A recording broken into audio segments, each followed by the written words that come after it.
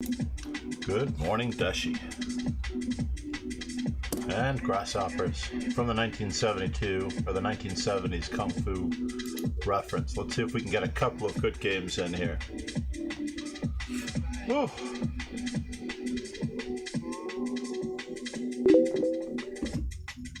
We'll have a good study stream in here in no time.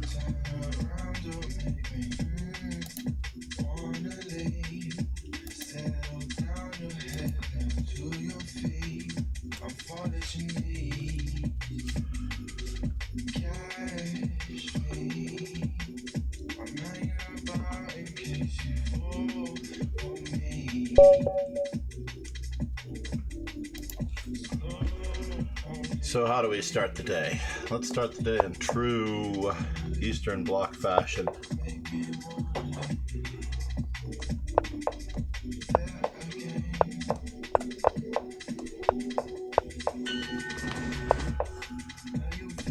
Aha, my opponent has done some studying.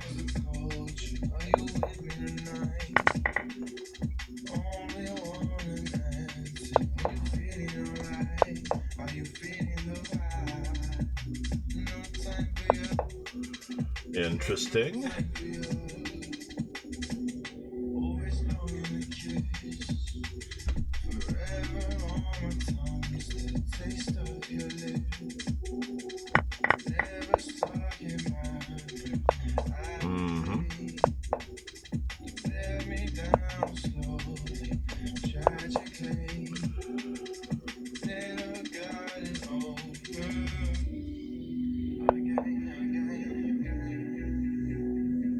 Wasn't that interesting? No fear.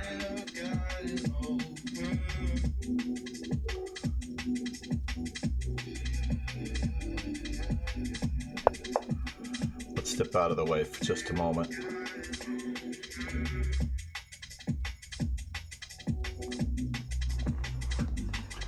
So my opponent has managed to guard this with an X-ray defense with the bishop. And I have to decide how I'm going to be attacking that pawn. I have just a couple of moves to go after it. This could help.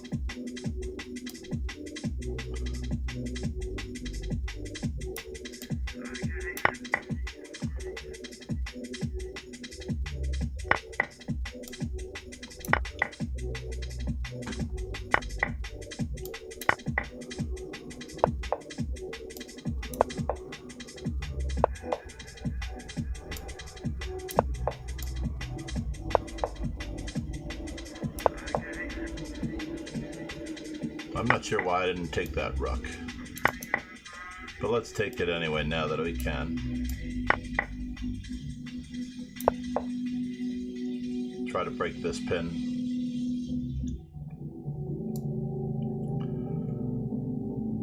Yeah, bishop to b4 is going to cause me no end of grief. Or is it? Wow, he didn't see that?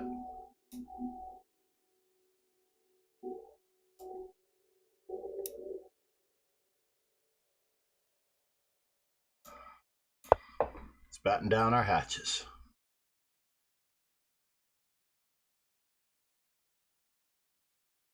Does he have bishop to b4?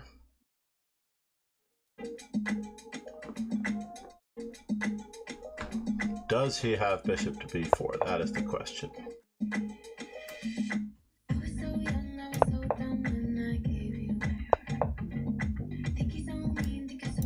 Running for it.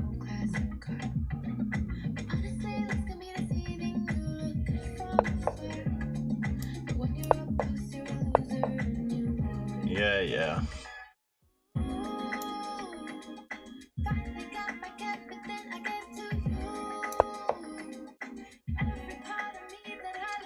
I'm in a spot of trouble here, but it doesn't look like I'm losing. Definitely doesn't look like I'm winning. He has all sorts of stuff going on here.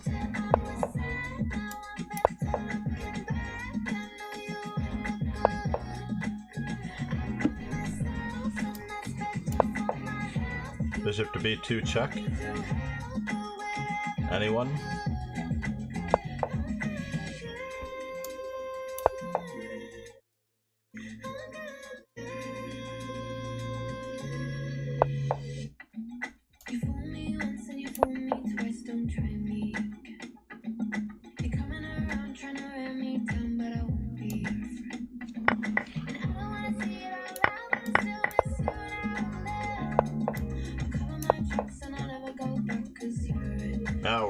step out of it.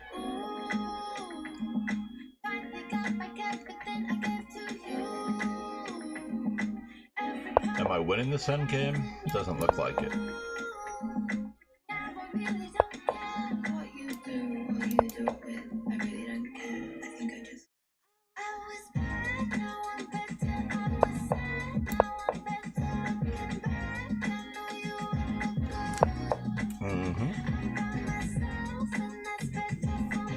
On the run again.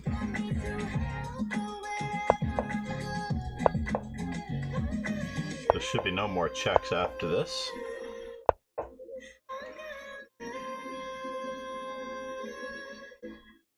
Is he threatening mate? It's unfortunate that he has such a strong bishop. Oof! It is amazing how you fall into those things. Luca definitely has me tactically. I'm gonna have to do some work. Good game. Yes, indeed. Good morning, Tiresias. Good morning, Grasshoppers, indeed. I'm gonna play very solidly against Paranel. Lick my wounds with a Karo Khan after the jettison that was. Overlooking mate in one. I should have just kept repeating. What was I thinking to try to run away? My opponent's being very accommodating, giving me good squares for my bishop, good squares for my knight. This system doesn't present any problems the way it's being played here. Good morning, Fear de Forest. Fear de Forest. Fear de for us.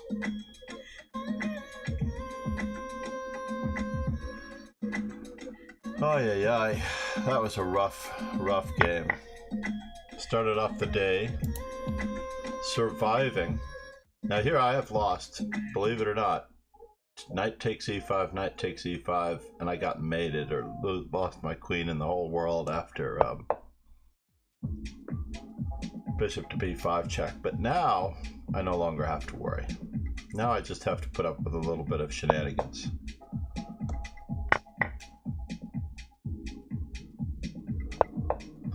Oh no. I also hung it there. Again. As it turns out.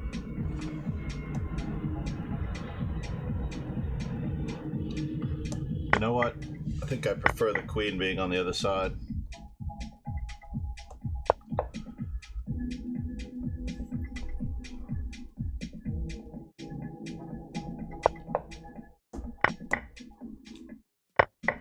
This helps. I'm actually attacking the pawn on c5 3 times. You see the 2 direct attacks, but the third indirect attack, checking the king and picking up the pawn, is in the works. Yeah, it's a problem with the closed openings in general, Tiresias. Absolutely, let's do it.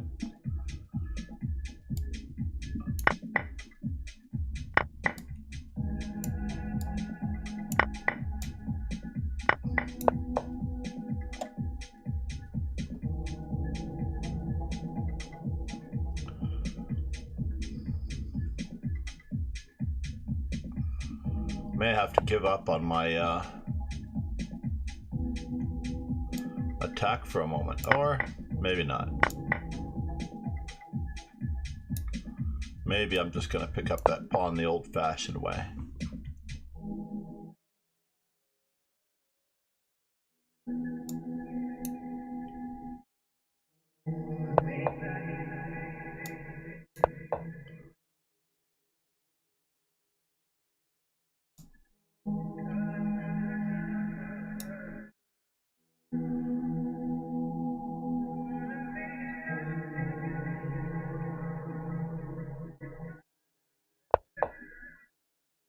Wow. My opponent is playing a little slowly.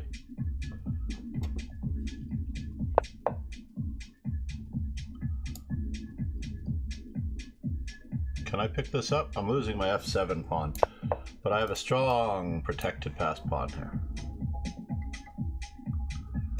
I have a lot of activity.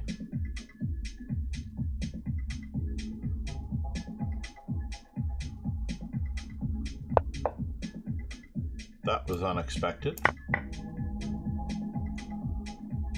I expected an A4 to keep up the tension.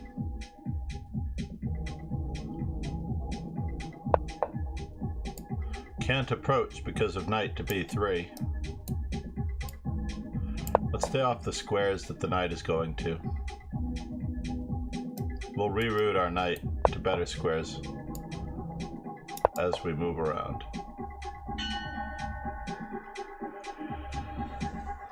In general, I like to keep my apostolet up for the challenge. Already awake for a few hours, completely warmed up.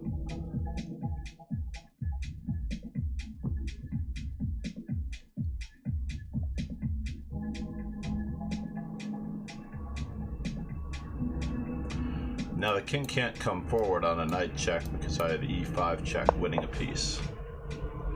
So now I just have to decide how I'm driving him back. Let's drive him back first with the help of the knight.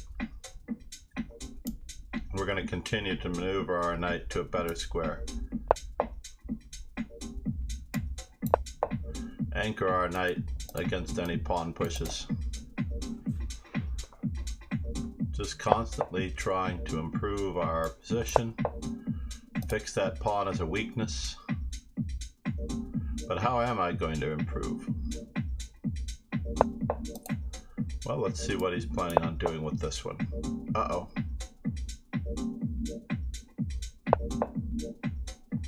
This will tax my playing ability.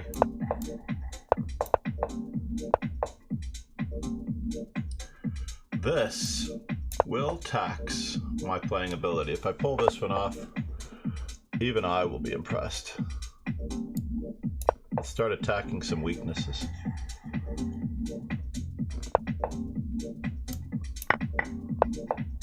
Uh-oh. I can barely get there in time.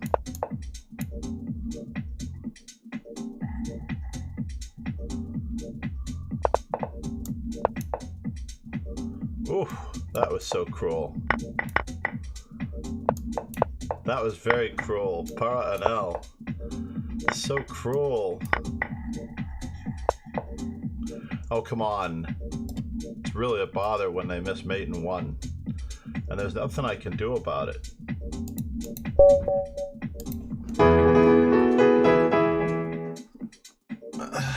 Completely warmed up for apostolet.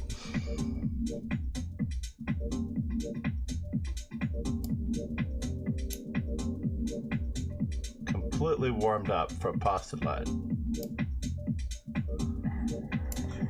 Let's do this. This nation owes you a huge debt.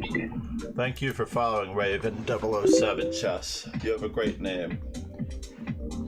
Is Raven an ally or an affiliate of 007? That is a good question. 007 Chess, licensed to kill chess.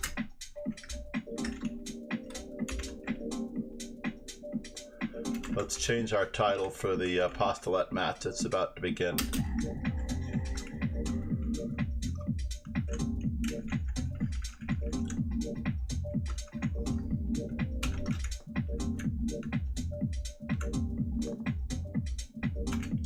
You want 1 + 1, right?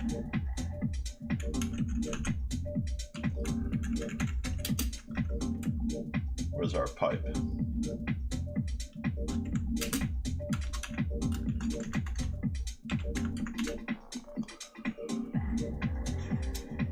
All right.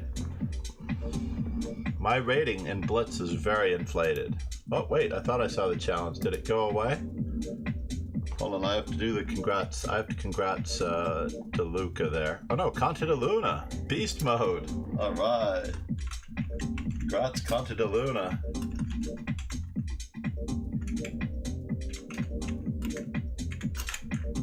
Put the old @ sign in there so that it shows up.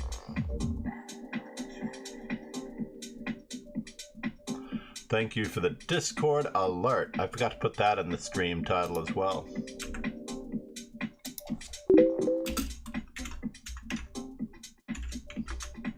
Discord and socials. Because I do try to post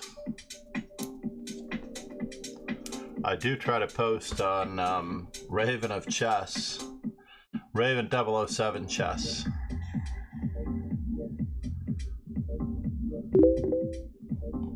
Alright, here comes the challenge.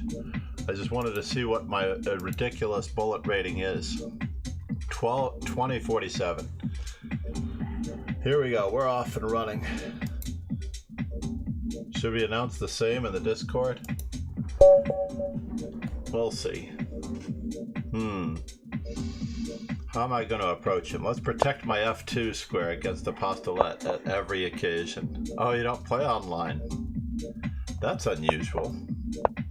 Where do you play? Oops. Do you play at all? Or obviously you play somewhere. I don't blame you. I like to study too. I prefer studying.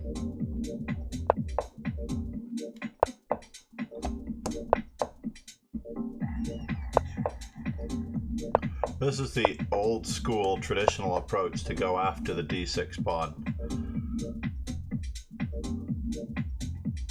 Knight f3, knight c2, etc. Let's grab those squares, because this could be embarrassing. Let's leave it at that. Just embarrassing. Whoa, there's a lot of stuff hanging here. Let's put the queen on that square.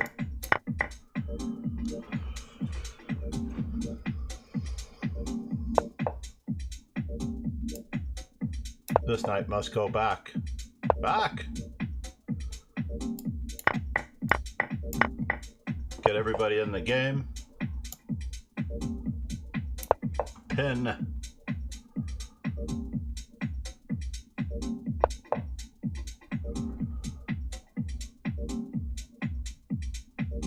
How can I attack him some more? The d6 pawn looks weak, but I can't quite do it, so we just have to attack him the old-fashioned way. We're attacking the pinned piece again and again. That's a good move, if you don't like pawns.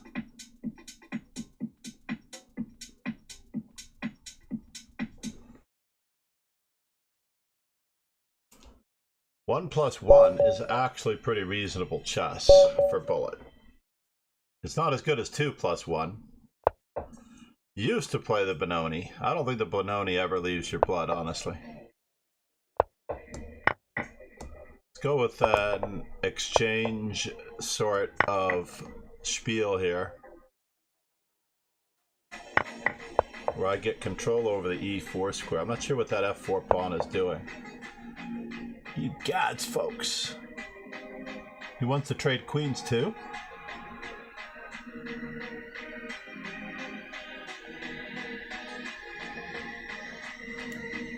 This is a very strange continuation, but I'll try it.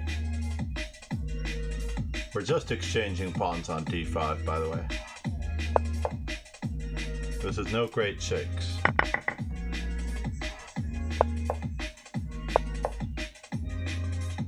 No great shakes. Every time he gives me a hole like the square g4. The other great thing about 1 plus 1 bullet is that I can still comment on the moves that are being played, which is relatively key. Alright, it's time to challenge our opponent to see what he's up to, how he plans on developing his pieces, where he wants to go from here. Don't want him to castle.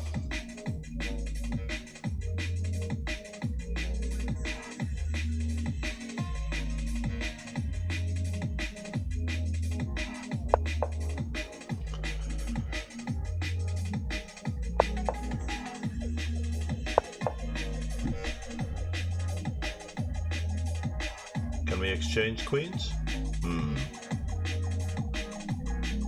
No, fine.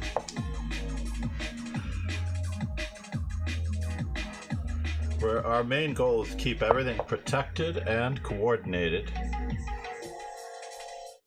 Protected and coordinated. So, moment of truth. What is he threatening? Oh no! Did he do that to me? Leave this to me. He does have a very ferocious attack here.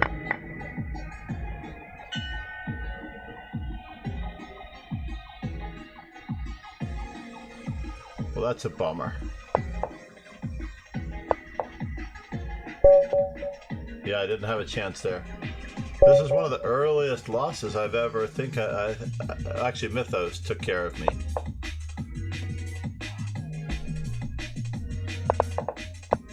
Interestingly enough, in this particular position, my opponent plays a system of the Taimanov that is completely uncharacteristic to him. He should wait with A6.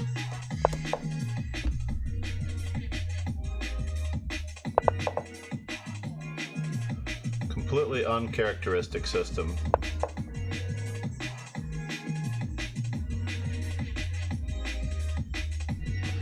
How do I want to do this? As he loves to attack.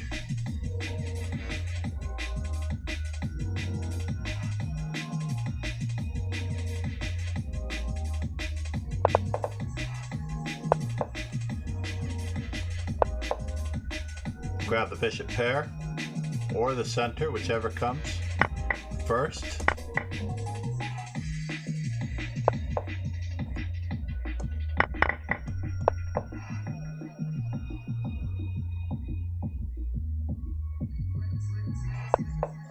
Rinse and repeat. What do we want to do here with this fellow? He's getting the e5 square. We want to keep the pressure on that pawn.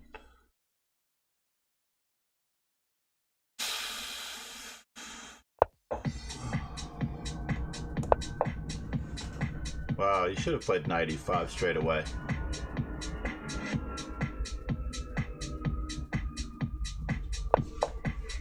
Positional players sometimes get mated.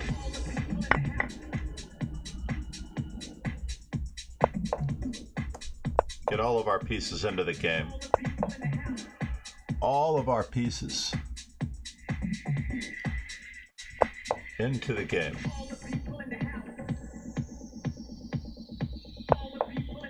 Now he's there. Just have to make sure he doesn't have too much fun at my expense.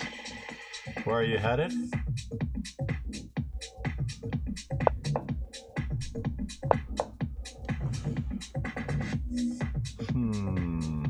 Takes.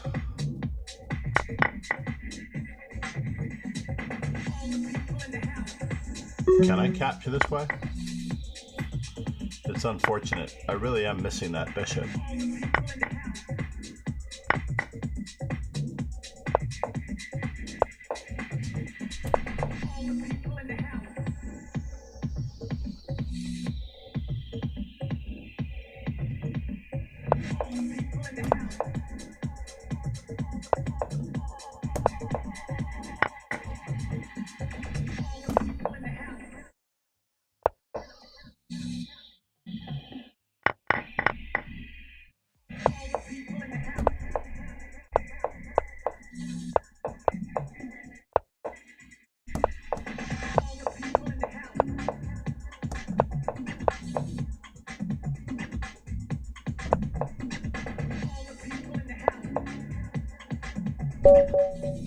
Oh, he got me. 1+1. Yeah, I'm a positional player too. Sometimes we get mated. Najdorf. That is a good positional player opening. Oh, bollocks. Woo. Good thing we had a backup.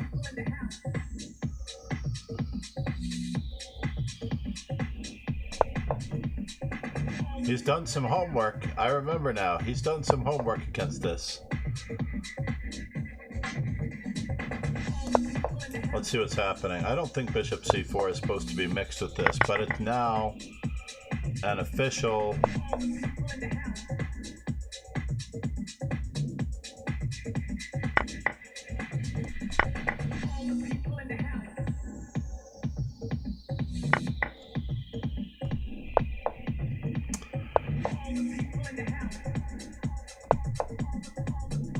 I'm mated. Hold on there, let me check the score of the match. That's what's missing. We can't see the score. He's now ahead 3-1. Wow, what a challenger. Alright, Apostolate. Let's do this. I like the best of 12 matches. They go a lot faster. You'd think.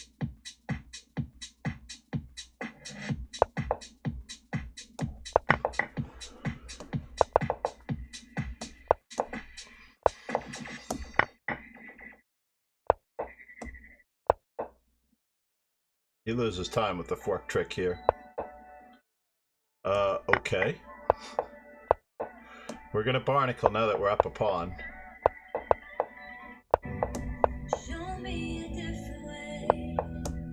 It's time to crash.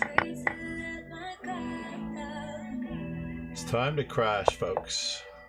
Que pasa? Where are you headed? Is that where you're headed?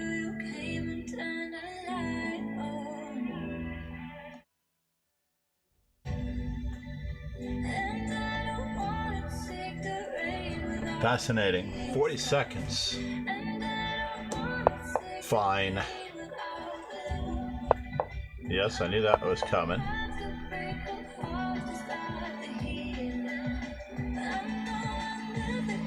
It's alright. I'm not after that one.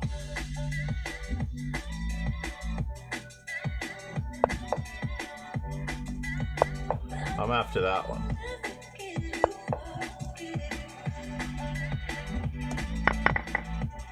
Whoa, your back rank is a wee bit weak.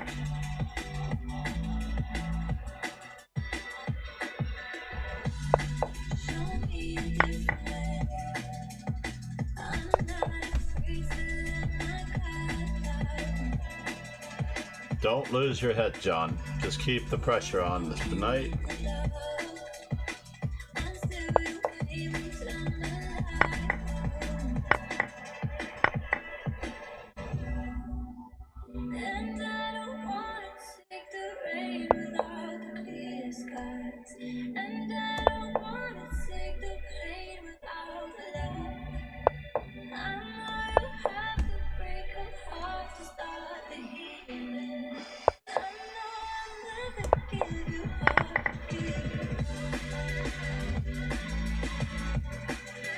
Solid chess, folks. Solid chess. He's about 3-2. His favor. Solid chess, everyone. Solid chess. There are several ways to play me. The main way is to enter all of our tournaments. If you check the dojo schedule. And then there's also the possibility of playing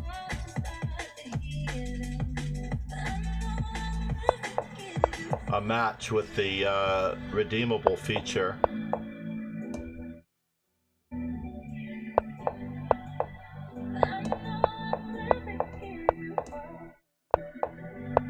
It's okay.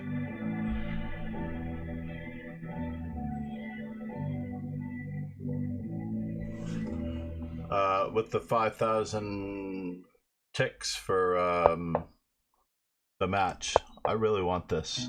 I don't want my weak white squares though. I really don't. But I'm gonna live with my weak white squares.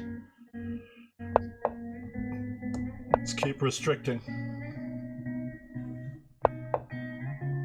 You gods. Must keep restricting.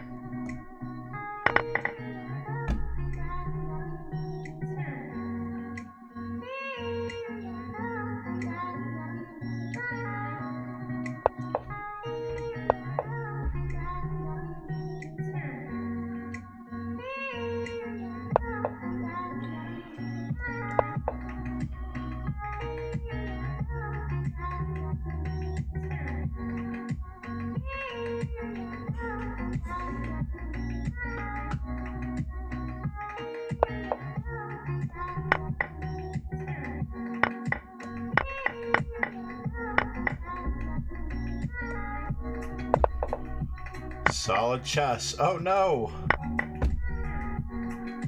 This might cause us no end of problems.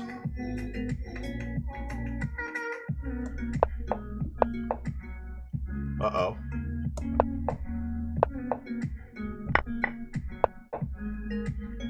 Bollocks.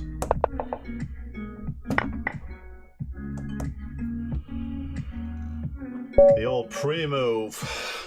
The pre-move I lose, the pre-move he loses, it all evened out. Whoa. International Chess Day, indeed. 3-3, by a miracle. That was a huge game. He was going to be up 4-2.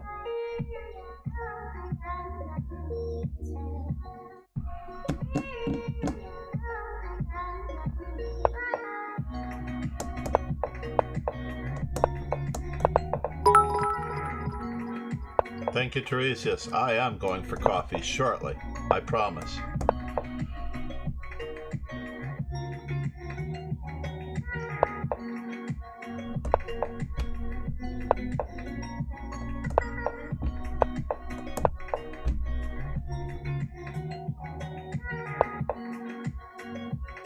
Yeah, it was just a fake. It was just a fake. Letting him play d5. There's no way I'm giving up my, You got this. Go for it. Toyota. Oh no, you're not going for it. That's too bad. I am determined.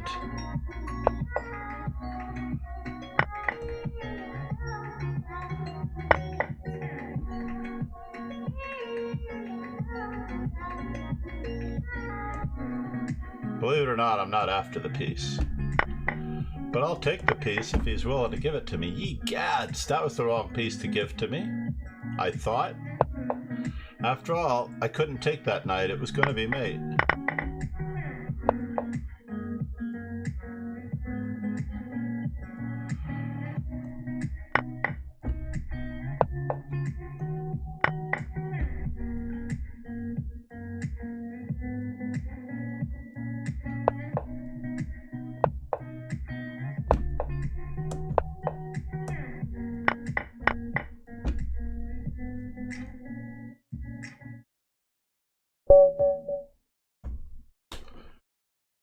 This was the scariest match ever.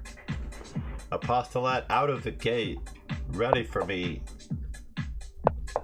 Although he's adopting my strategy of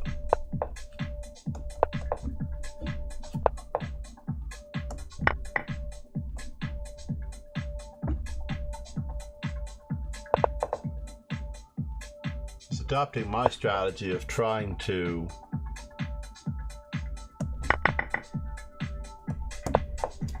play all openings well. This is not necessarily a good strategy. Uh-oh. This is right out of the chess.com tactics playbook, unfortunately.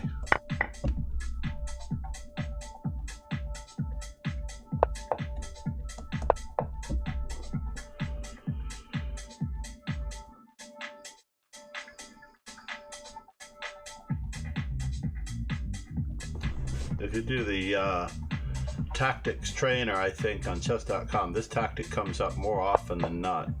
Any simuls today? That's a good question. We might have time for a simul. Absolutely, Nico.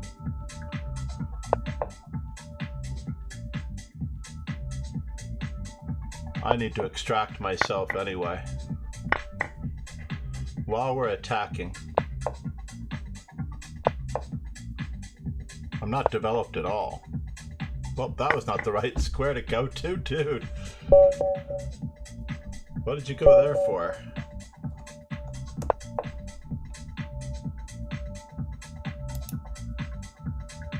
He has done some work indeed. I believe these matches are the key to really great success. It is 5-3 in my favor. I need 2 or 1.5, but I think we rarely Is this today's game? Yes, this is today's game. So it's 5-3 now. Thank you, though, Raven. You had me worried. Whew. It was 4-3 before. I do like the timing of. This time we're going to adopt a different strategy. We're going to adopt the bishop prodding variation.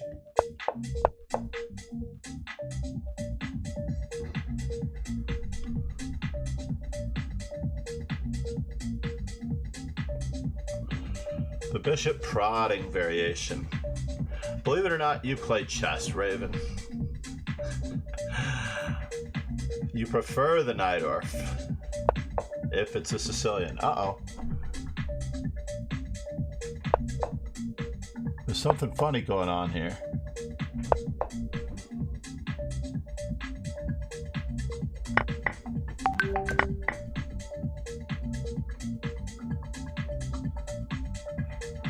There's something funny going on in this position, folks.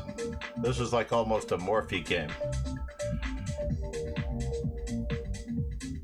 That's a very different set of openings. The Khan or Paulson? Are you American, Raven?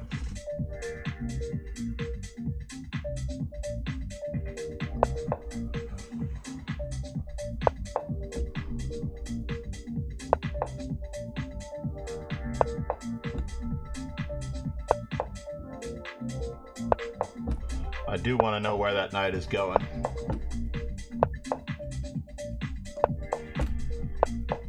Ye gods.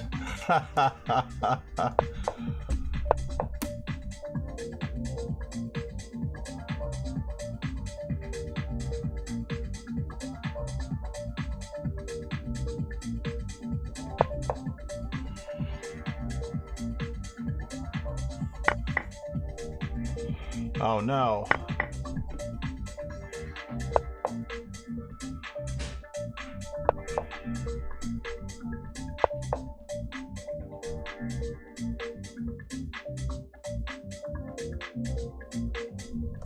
Okay, we'll trade it. What? Apostolate running out of time against me? That's not what I'm looking for. No, I still haven't found what I'm looking for. I prefer you too. You too.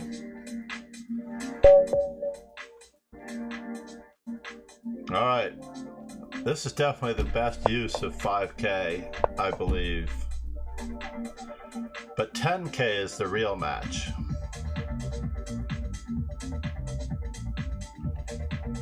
You are funny.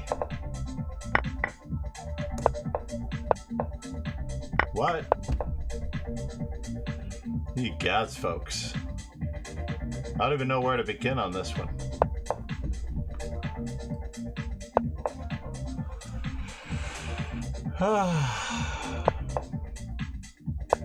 I'm getting run over.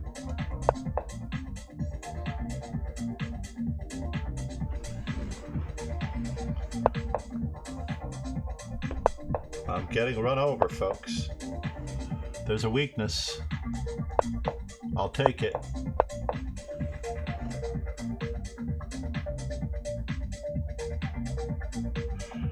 Apostolate can't help but play for the early cash out. He's trying to checkmate me when I haven't really done anything wrong. As far as I know, I have not done anything wrong.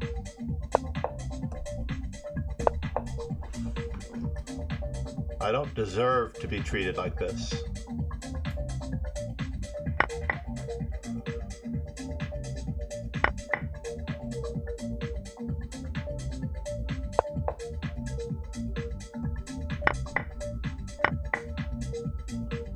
And the winner is...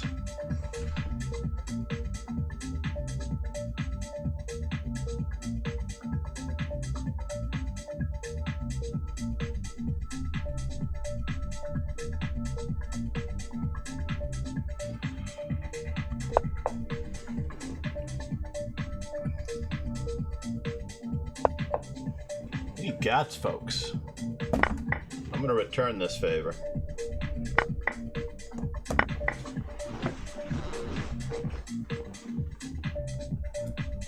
I'm not sure what this material situation is, but it's going to be good.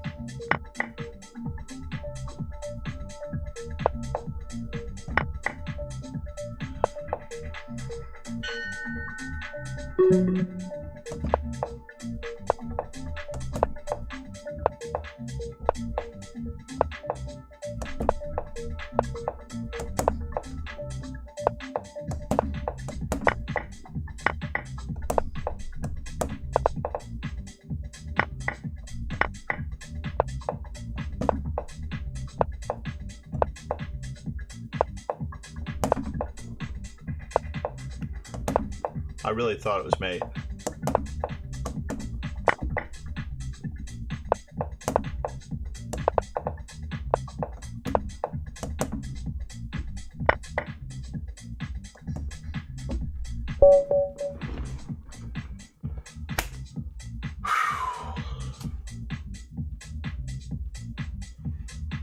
You are good, Apostolate. You are good.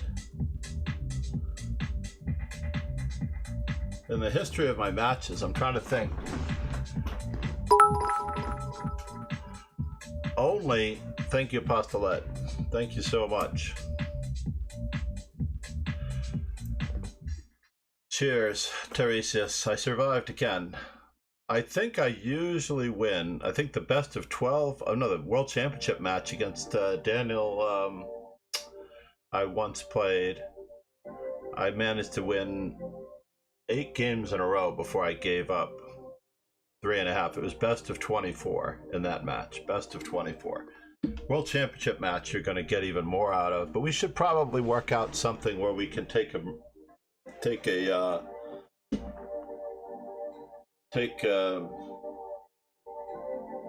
I don't know if the right word is. You need an off day in the middle. Like there should be a mid-match intermission. So if the score gets to after in a best of 12 match after 6 games, we get a coffee break. That's very important, the coffee break. That's craziness. What time does our classical arena start?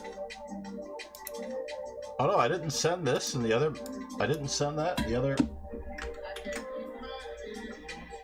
Where is this? I didn't send this in the other arena. The congrats to Conta de Luna.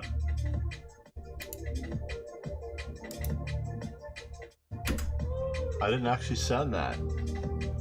That's crazy. Sorry about that. I'm a little late on the congrats to Conta de Luna. But Luca has my number. He's got me 21.5 for an 8-year-old. If he's an 8-year-old, he's a beast of an 8-year-old. From Soviet Georgia. I hope when he's a grandmaster he remembers me. I only have 50 minutes, right? Less than that.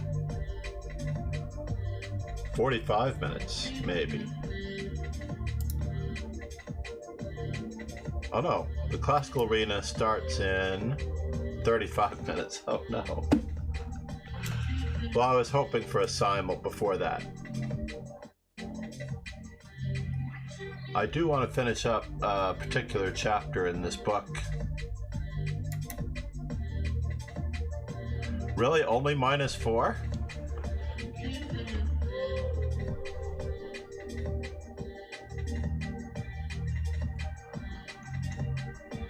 That's crazy.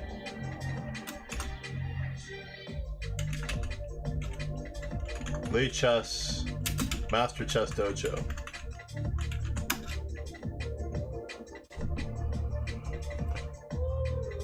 So you're right, I did lose 4 rating points. That was a lot of games to play to only lose 4 rating points. It's pretty amazing that my rating is accurate. There you are, Raven Chess. Nice, slow. Believe it or not, it's misleading. Some people will try to berserk you. All that berserking does, Raven, is take away the 25 seconds. You still have a 10-minute game if you want to just play a 10-minute game. So the interesting, fascinating part about the classical arena is that you get the classical rating time control and the classical rating establishment.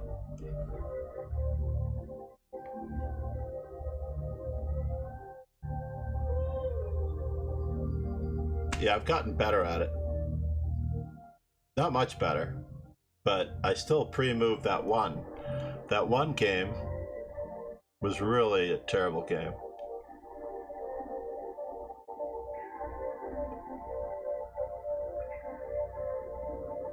Where I hung my queen to bishop d4. In fact, I think we both lost our queens on the same square. Is that probable? Did we both lose our queens on the same square?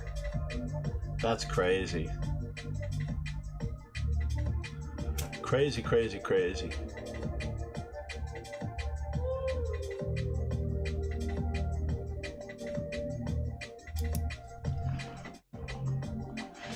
Do you follow the Grandmaster opening repertoire, Raven?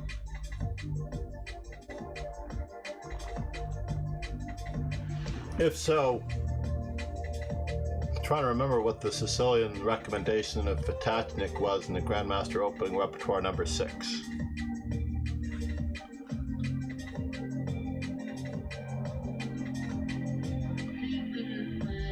Oh, really? So it can't go below 10. Ah.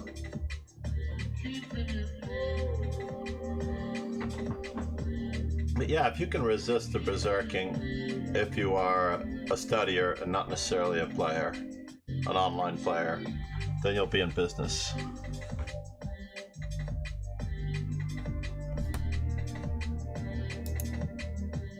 $14.79. I don't know if that was a good year. Let's get it at least to the 20th century.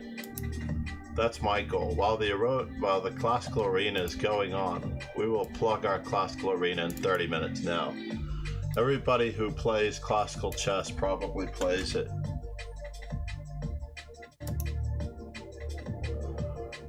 Probably needs at least a 30-minute heads up.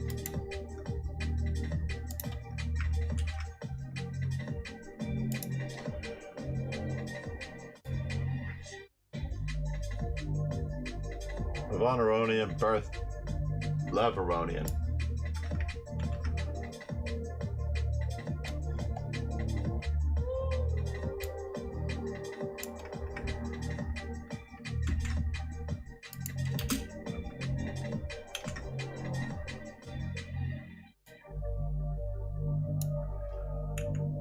We're gonna do some chess informant. That's what we're gonna do. We're definitely going to be doing some chess informant.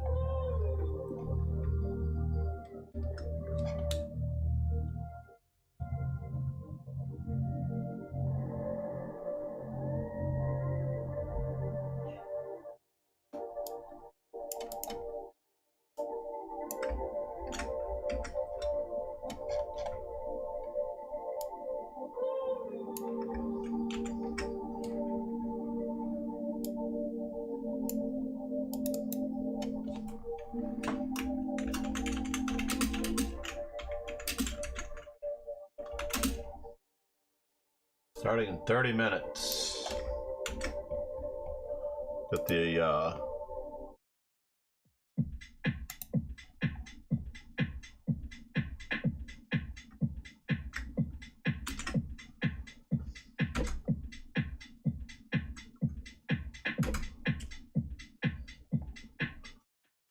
notice out.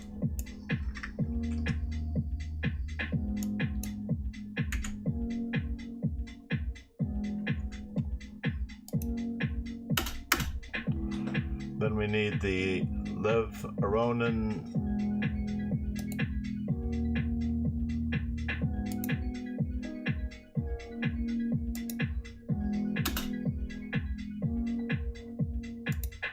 Let's get the exact address in there while we're at it.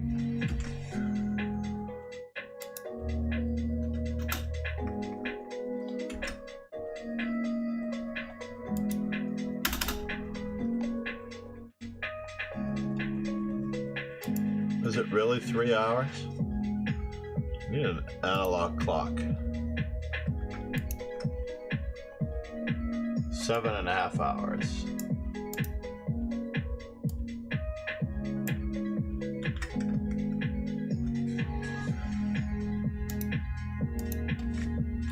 I'm not going to be able to advertise this one later.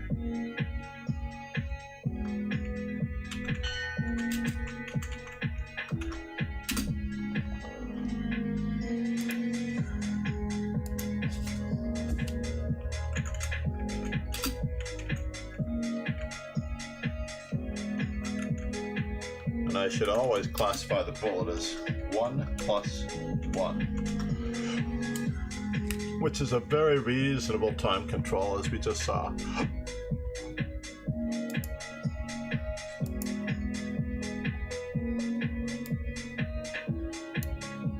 Let's send it up.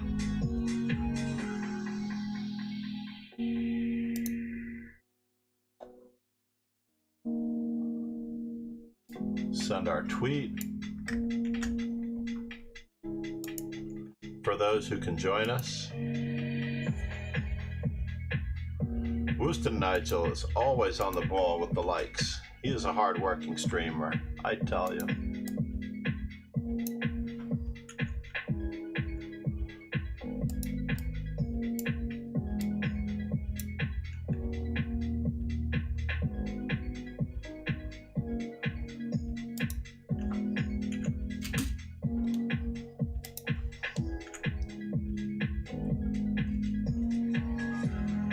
Get promo streams in there.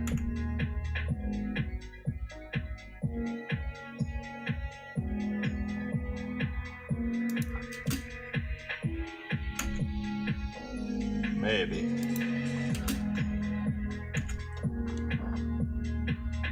One more character somewhere.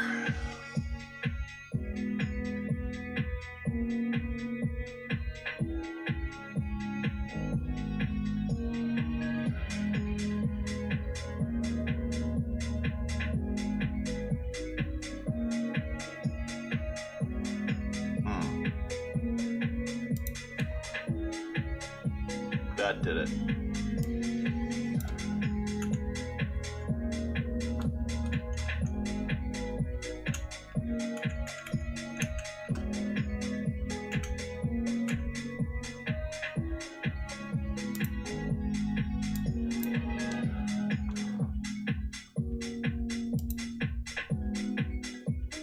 We're getting there. Sorry, I'm not able to see chat for just one moment. There we go, I'm back. What is my repertoire? I think it's easier for me to tell you the openings I don't play.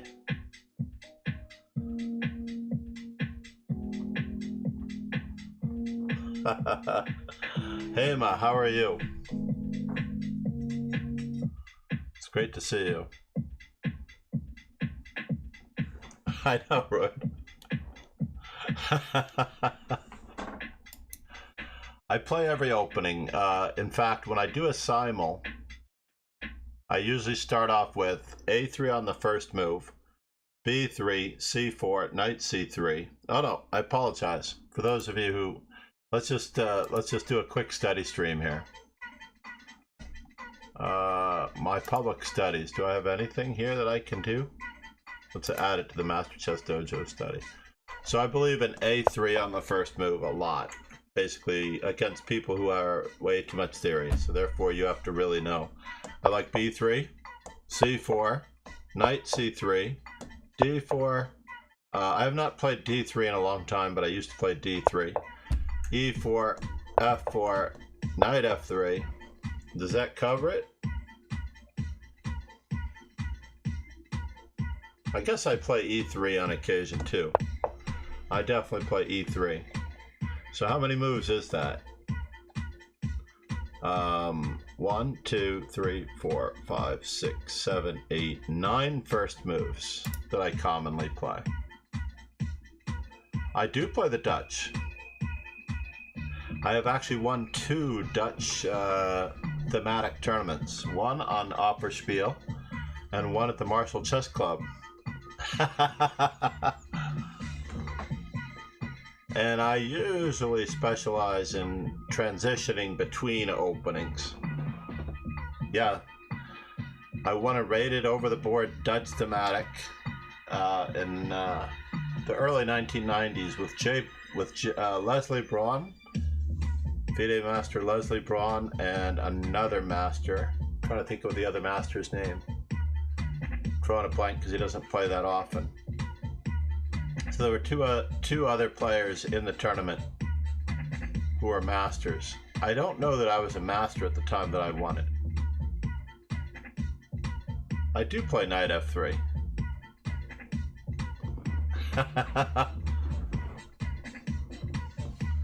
Magnus Carlsen has played A3 4 times.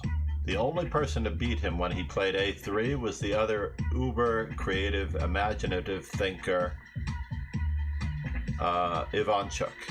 Ivanchuk has beaten Magnus Carlsen when Magnus Carlsen played A3. Good morning, Sean. How are you? All right. I am overdue for a bit of coffee. We're going to do a quick study. I'm going to get the study up. We're going to do a little English opening study for the most part. Basically, we're going to continue on our English miniatures. Let me just go back to this. English hors d'oeuvres? Or do we go with English miniatures? When I saw them here. English appetizers. No. Wow, a lot of my studies. So the Evans Gambit miniatures. All of my studies seem to have a lot of different things. Grunfeld miniatures. Here's another English miniature samples.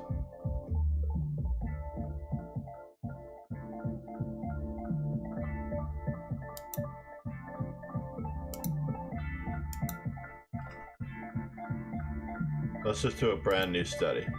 Whoops. Oh, I do believe in the learn section quite a bit. I think everybody in the chat, whether you're strong or weak, should probably just do all of these exercises just for fun. Because if you don't achieve 3 stars, they require some thinking. There used to be a program by Maurice Ashley called BC Takes. It's Brooklyn Castle Takes. It was an app, which I don't think is available anymore.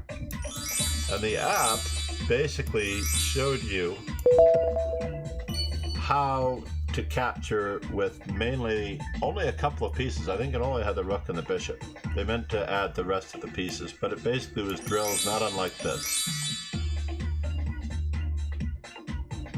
I don't think you... this is the funny part, Raven. I love the way you say, I used to play.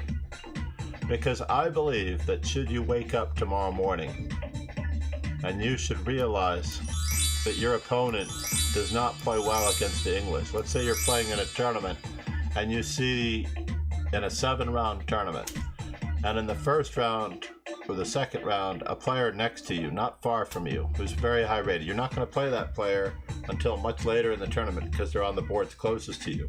But you see him get terrible positions in against the English opening, and then somehow he survives and wins. And then 2 rounds later, he's got the same color, another terrible English opening, and this time he's fishing around with some other defense.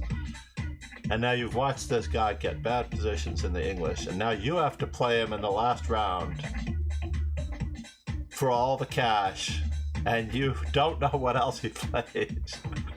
So I guarantee you, yes, as you just agreed.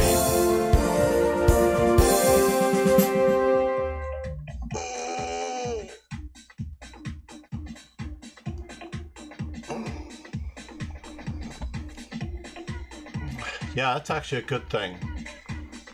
I love the club atmosphere that we have here, the dojo atmosphere.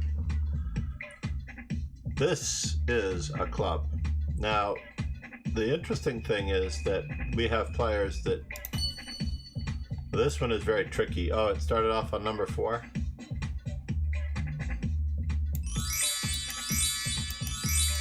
The bishops move along the points of the squares. Very important to know that the bishops move along the points of the squares. The way the bishops move, they never change color, moving on the points of the squares. And it's quite lovely to see how this works. Now, anyone who's looking for this may find it under Learn Chess Basics. Anybody who is, as the International Chess Day Edict announced, please teach chess to someone that you know. Form that bond, especially if they don't know how to play chess.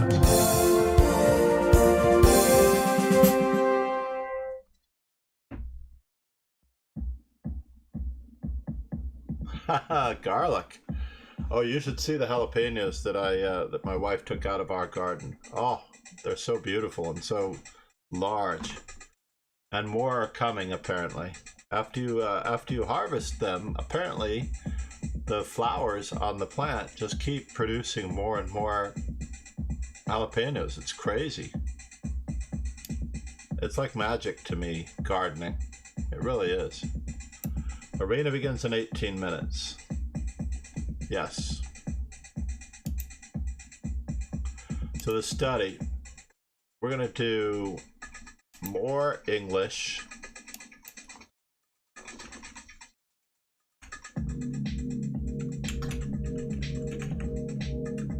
English appetizers too. How about that?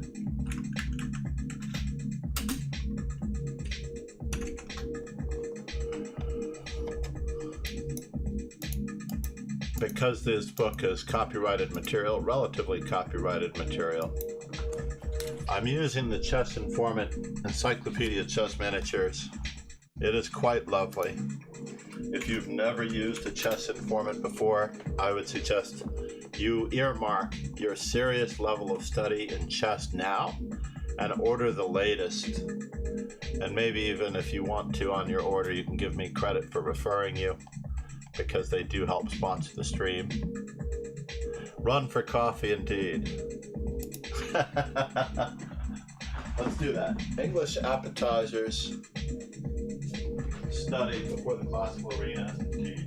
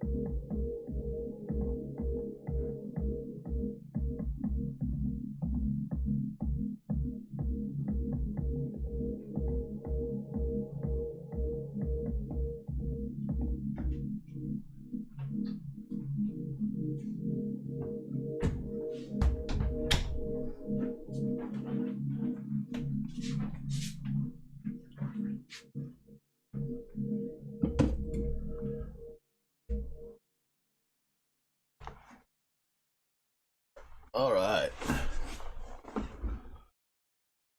English opening it. Yada yada yada. So one of the really cool things about the English opening,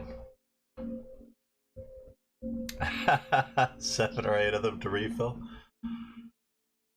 No, I don't. I didn't have to use the facilities or anything. Cheers, indeed.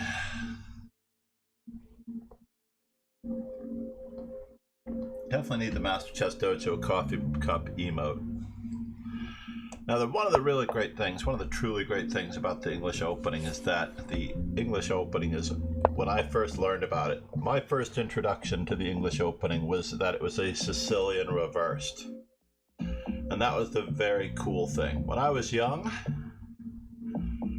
the name Sicilian sounded so tough. Oh, thank you for the tier 1 sub to Nico. Cheers. The gifted mystery sub. There is a way to specifically, if you wanted to specifically, but I'm happy it went to Nico because he is here much of the time lately. Maybe not as often as our regulars, but he is here much of the time. The thing that I find slightly bothersome, and make sure we thank Nico for that. Nico, make sure you thank Tiresias. Also, we have to correct everybody, all the other streamers' misappropriation or mispronunciation of Tiresias's name. I know I did it. I had him as Tire C's for I don't know, at least a week before he corrected me. Maybe I even asked how to pronounce it, and then he was kind enough to oblige because he was too nice to correct me at first. So here we are, and it's a very normal. I would love to take this all the way into the entirety of the reversed Sicilian options for the most part. And I do like to play it this way. This is a closed Sicilian, a dragon Sicilian reversed. And now it has become a reversed Alpin variation with white playing c3. This is the game Polagaevsky Yongsma from 1970. It will not be in the database. There's no doubt about that it won't be in the database. But I learned how to spell all these names many years ago because I would write them in my notebook routinely and often as I kept notes in a 5-subject notebook. I would copy the games, I'd copy the openings.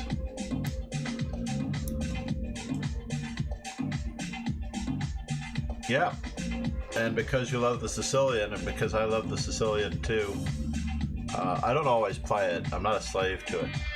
What can you do with your dojo time ticks? You could challenge me to a match. 3-2 is the slowest best of 12 or best of 24. I believe that if you click on the time ticks, where is it? If you click on the time ticks, it tells you all of the rewards. If you click on the chess clock at the bottom of your chat, it tells you all of the things you can do with them. And I'm going to add even more. Choose a world champion to study, add a commander almost on the same level. It's taken me a while to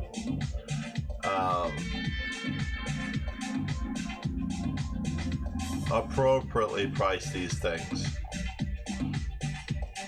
Velcro Dot had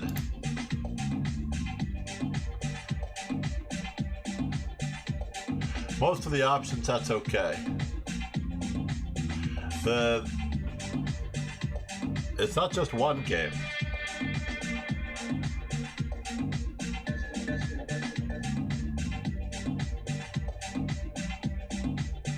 And all of the games are rated, by the way, so this is another hitch. I've had players come through who've been banned from tournaments because they can't play in tournaments. Kramnik is the modern Petrosian, Karpov, Capablanca, I believe. He's the modern extension of Karpov and Capablanca. But yeah, I've had 8 minutes left. Keeping me on task. So what should we do? Well, Knight F3 is the traditional method of answering the Alpin variation. We can see how everything has managed to be the same, with the extra move for white being g3. If this pawn were on g2, then this would be purely a reverse Sicilian, c3 Sicilian, with knight on c6, etc. But now black plays a rather unusual move. Now, I'm not entirely sure why black would do this against a well-known Soviet grandmaster. A, you're bringing your queen out too early, which is not recommended. The queen is a hard piece to place. And the real thing is that if you want to play, yeah, the candidate match option was the more affordable, also because I wanted to play matches more often than best of 24.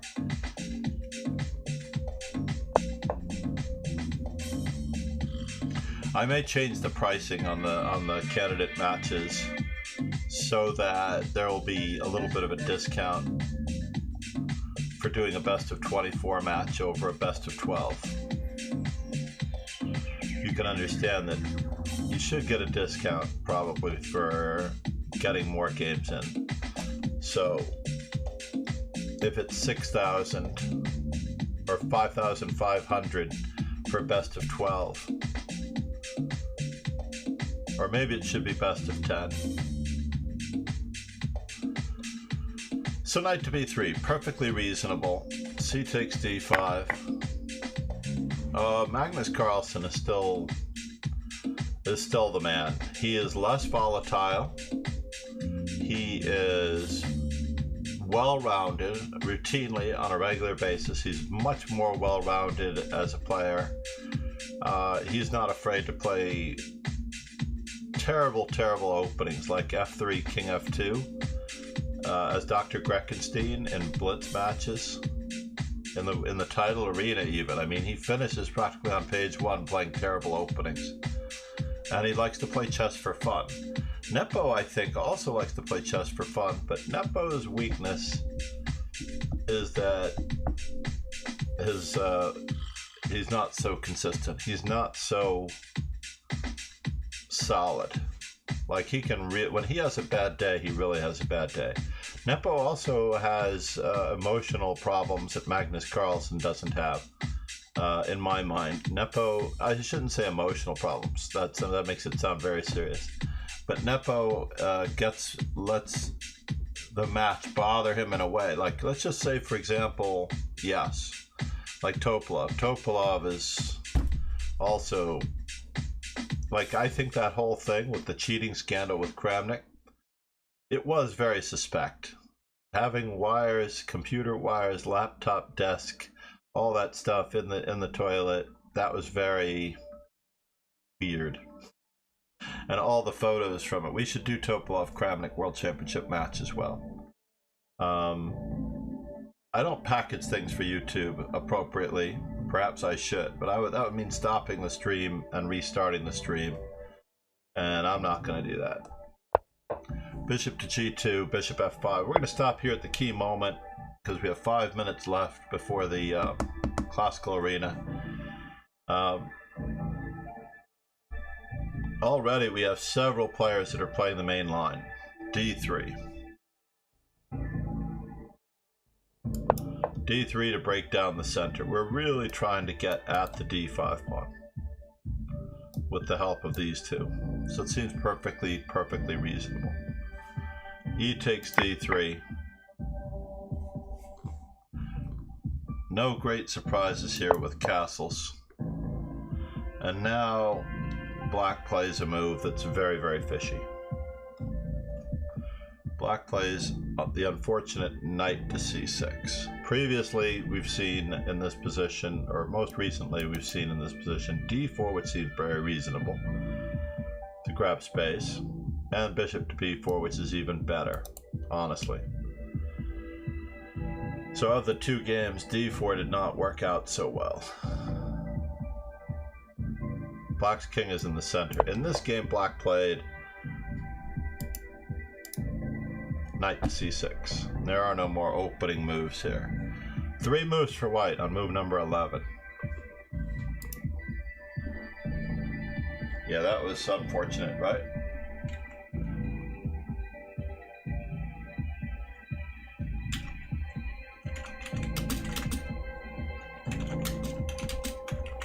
Now I like you to think in groups of 3.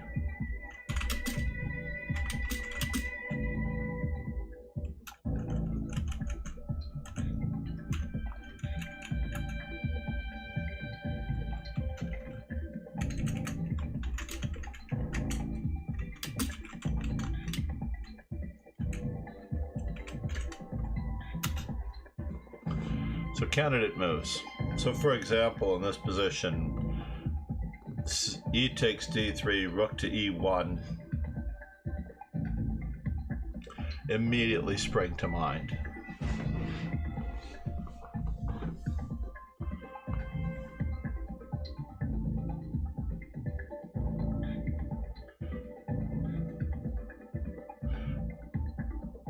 Yeah.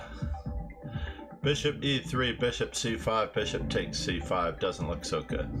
But remember, don't think in terms of one move. I just like to spray across like as fast as I can.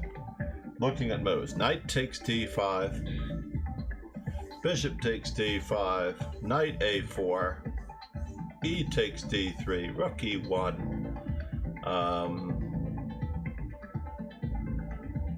What else is there? Yep, I'm still looking.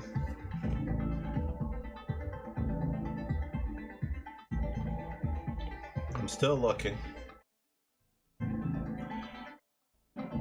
E4 looks very dynamic too. Yes, E4 looks very dynamic as well. There are 3 things attacking that square, so I'm a little less likely to go for that one, but we do always have rook e1 at the end, assuming that the knight isn't the last piece standing. So e4, de4, rook e1. Can he support that pawn? Guess not. Looks like it's a good move. Raven. The move that was played, because our classical arena is playing, was bishop g5. This was the move that blasted Black's socks off. And Black's plan was to support his center with castles. And after e takes d3, bishop e6, because he felt the need to guard that pawn on d5. Rook to c1 focuses the attention on the king.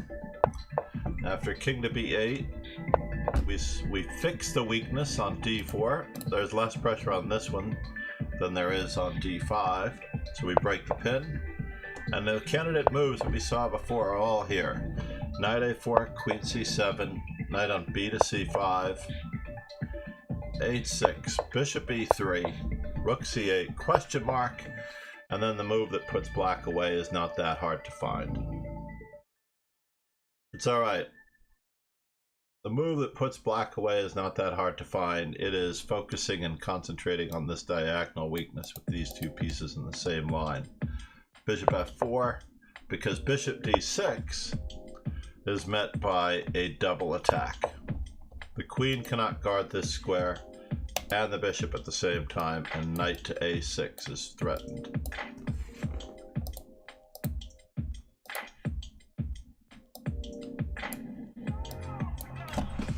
Which is pretty serious. Let's throw in this one as well. And Black resigned. Nicely enough. We're back. So let's change our stream title here. Birthday event. Classical.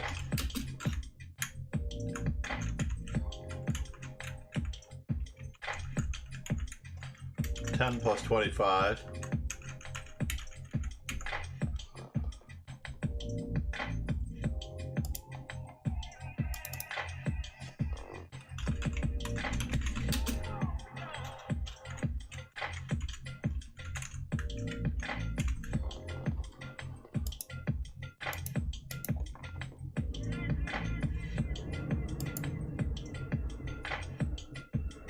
I think we changed the stream title.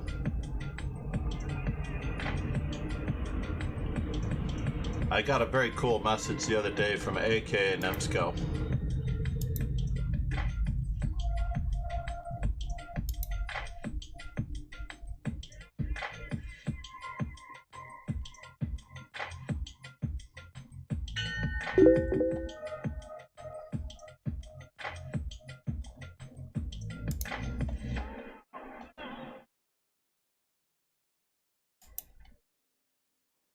Her message was along, I'm a small streamer. I think she thought that I was Chess Dojo Live. AK Nemsko's in Moscow, and I am a subscriber to her.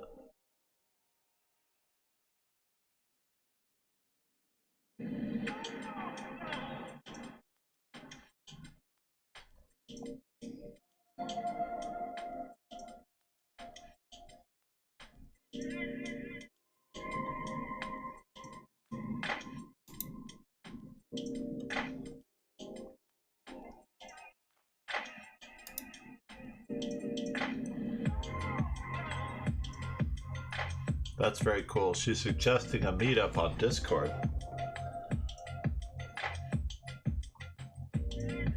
This nation knows you. With AK and Nemsko? That would be crazy. A sub battle with AK and Nemsko, but because of her contract, I believe that we're going to have to do it on chess.com, which means that we're going to have to be a chess.com streamer for a little while. If we wish to cross that gap, everybody, could be sick. So there are 6 players playing. Raven Chess is playing Tiresias. Kitten Chess player is playing Apostolette. And Ginka is here. Is Ginka in the chat? Thank you for following Caribbean Twist. Caribbean Twist. I don't know why I say Caribbean. I must be an American. Ginka is one of my favorite young, over-the-board members of the dojo, as she is a fierce competitor from Bulgaria. We were just talking about Topalov and Nepomniachtchi having a very similar playing style.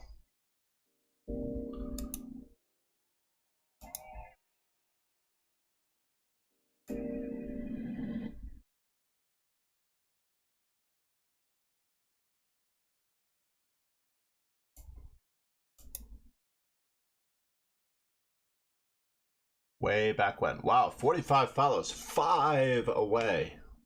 That was 10. 5. 5 away.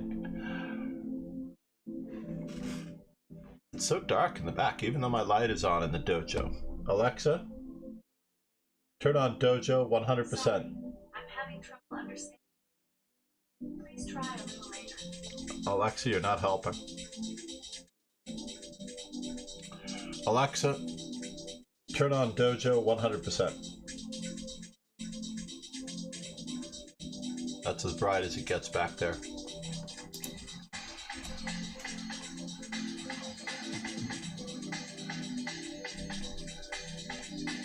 I really do need to set up the rest of the cameras to show off the bookcases that are on this side and on this side of me. So I've got 2 walls of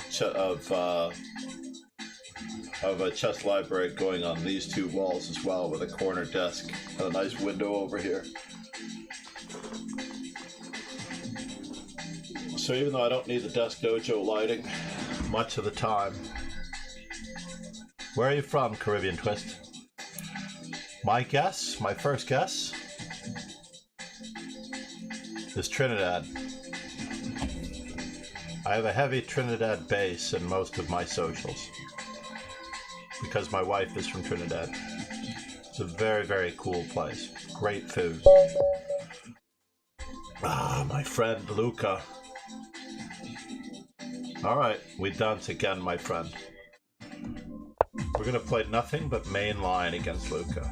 We're gonna take advantage of Luca's youth.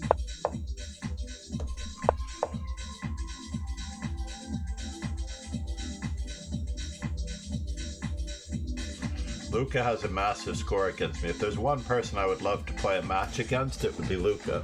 I don't think he's in the stream because he's just a player, as far as I know. Just like Hans Niemann, by the way. Hans Niemann has curtailed his streaming as much as he can so that he can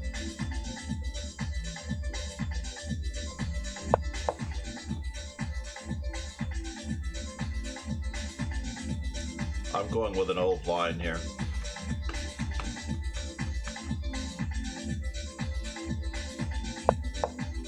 Well, that's interesting. I haven't gotten a chance to play this in a while. Bishop d7, by the way, was a novelty by a friend of mine, which ran into a surprise by international master Mike Brooks, who took 45 minutes on the position after Bishop d7.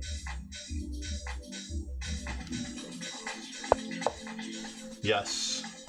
Mike Brooks' refutation was knight takes f7. That was the refutation at the moment, at the time.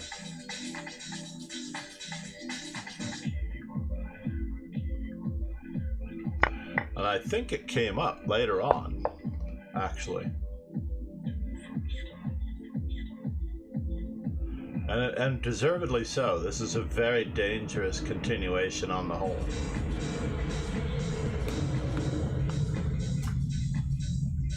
Black's king is certainly in a spot of trouble.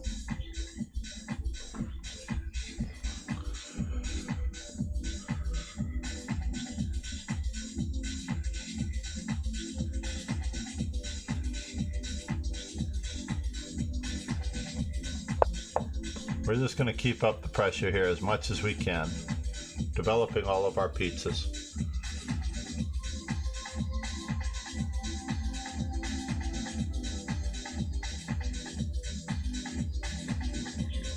Knight f6, perhaps. I should find that original game by Michael Brooks.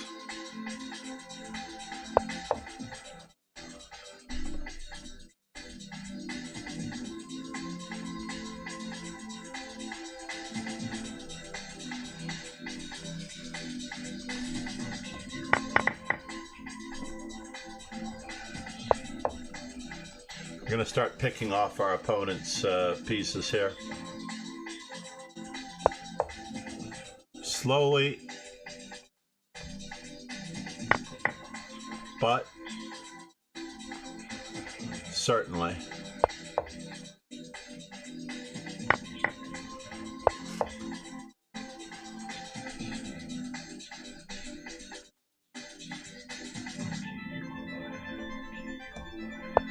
Developing calmly.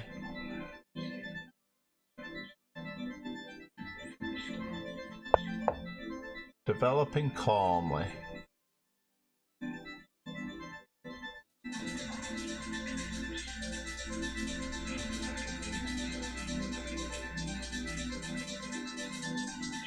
I mean, I'm a piece up in this position, yes?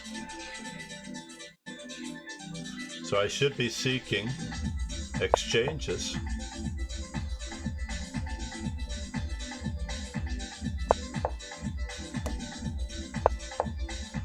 Let's keep seeking exchanges.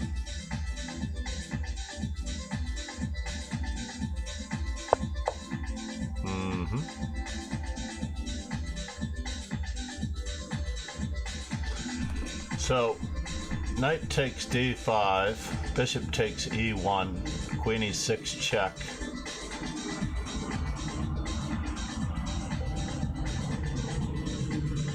Well, he's attacking me, so I have no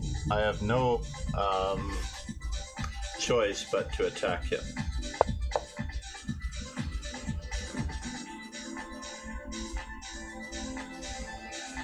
That's a bummer.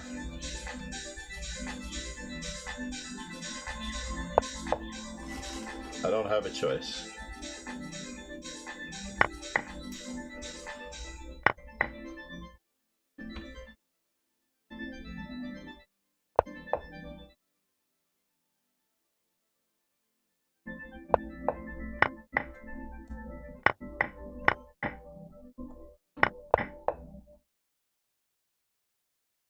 I don't really want him to have too much fun.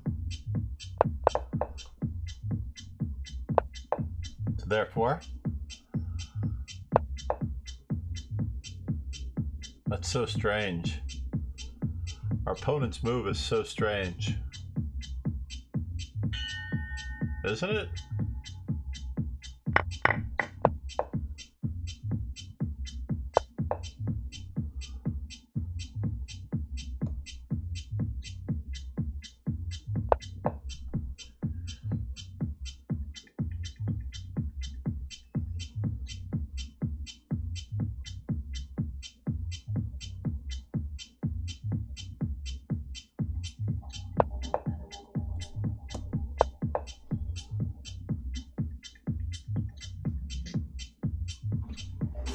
Oh, I forgot to berserk. Hydrate, Supernovatic Ocean. Cheers, Supernovatic.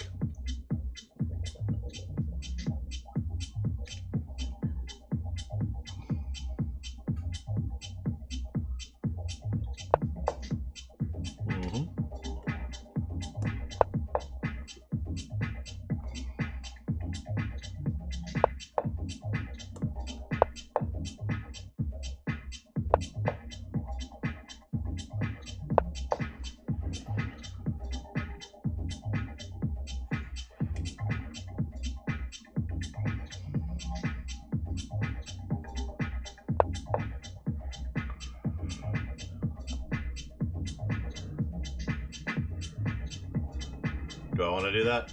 Oh, let's just keep him at bay. Just to prevent any counterplay.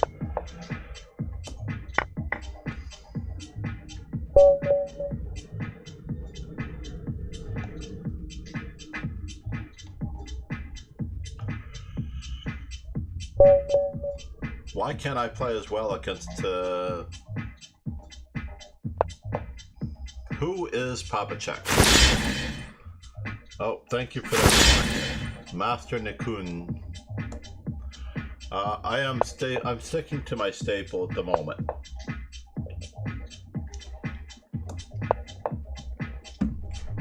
Sticking to my staple Karokan because I'm going to learn an entirely new set of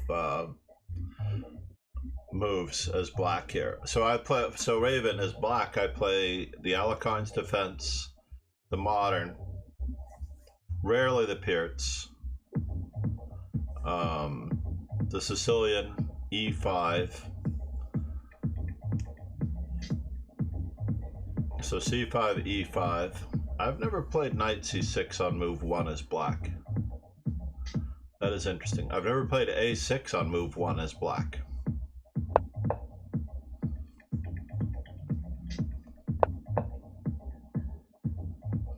Now it's very obvious where the knights need to go to attack the logical squares in the center.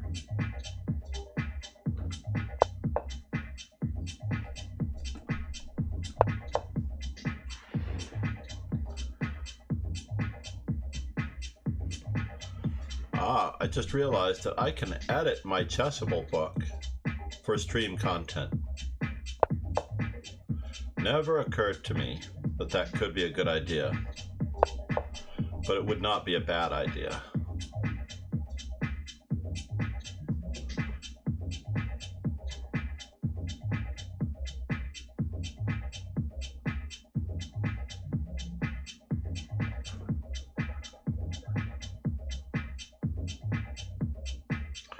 Who is Papacek? I'm waiting for Papacek to speak up. This doesn't make sense. I'm definitely taking that one. Am I forcing the trade of queens as well?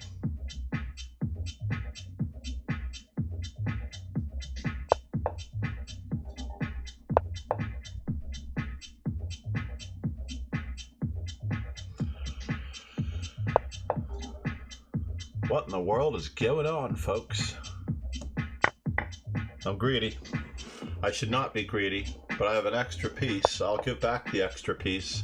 If I have to, I'll give it back.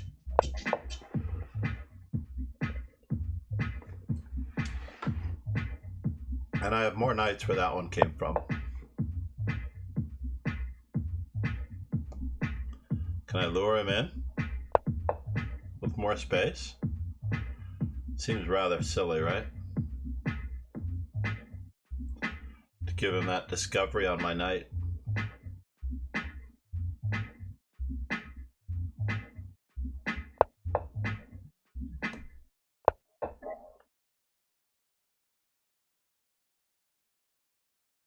My opponent cannot exchange any pieces.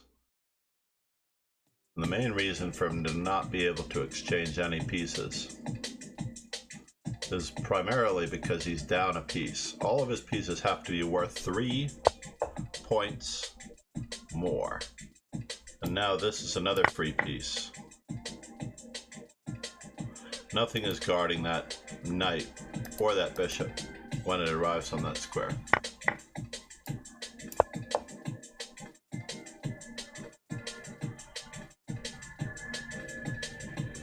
Super Novatic, it is great to have you in the stream. Preventing castling. It is illegal for our opponent to castle. Can I ask him to weaken his squares further? While he's at it, just going to stay on this diagonal, keeping our opponent from castling. That was just a joke, by the way. I did not actually expect you to weaken your squares further. I apologize profusely.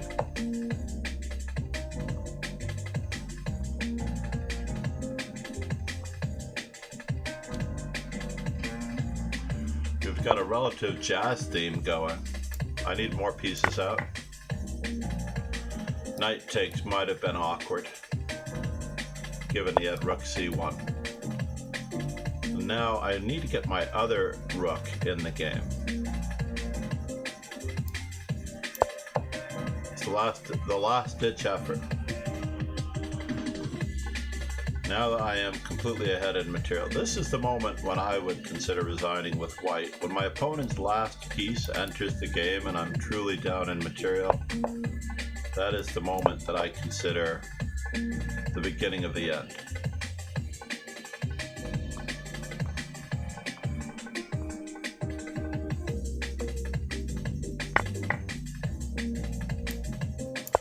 We're just going to hide on this square.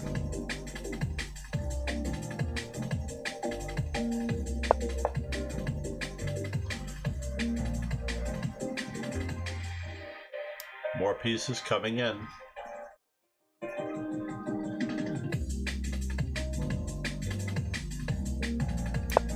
Incoming. He does have a little bit of a threat. He gets to threaten checkmate. I imagine he should feel extremely happy about that. Super Novatic Asian is raiding. Thank you so much. What? How long have you been streaming, Super Novatic?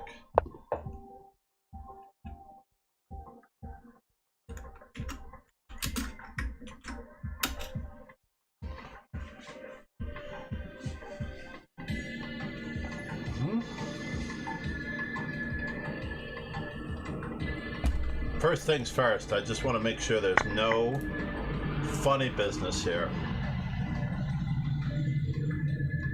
as we take care of this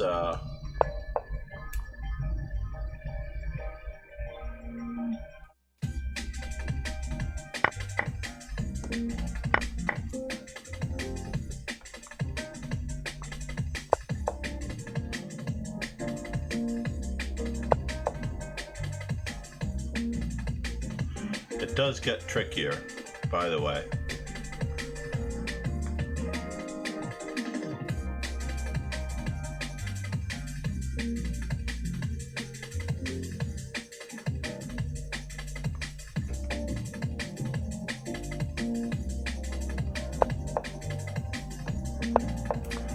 We're not trading our active rook for the rook on h1.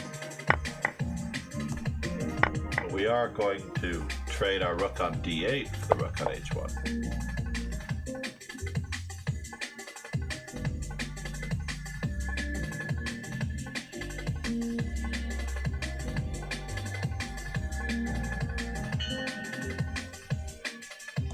Let's go this way.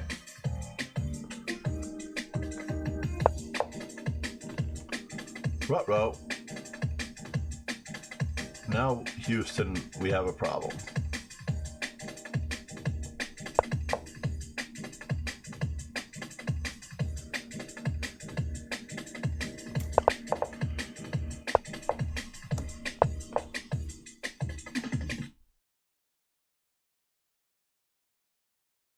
Trying to orchestrate a mating net over here. with just a bishop, knight, and rook.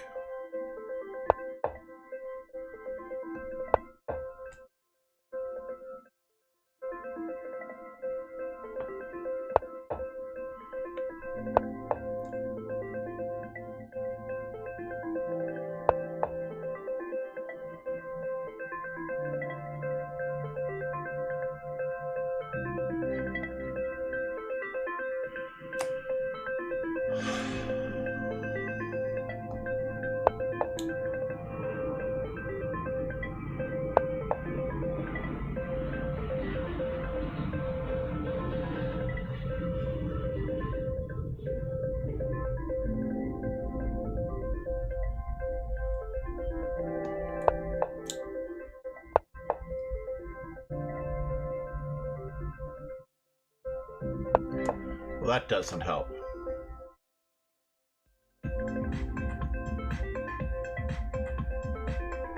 I could be playing a lot more games in the arena rather than doing this. Darn it.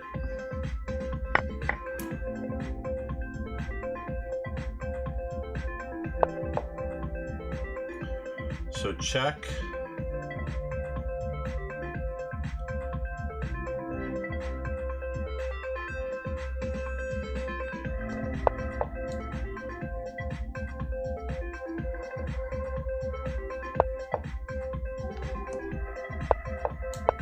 Discovered mate. Finally. I apologize, Master Nikunj. Yes, that was Tiresias.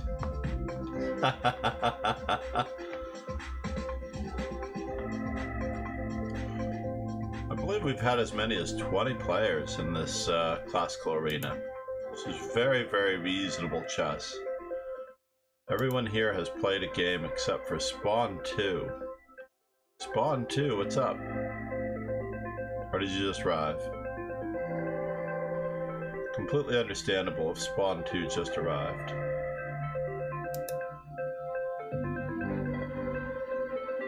It's okay, Raven. We're getting there.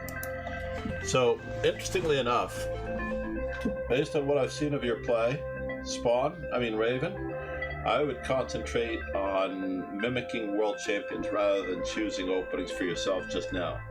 I don't know what your style is.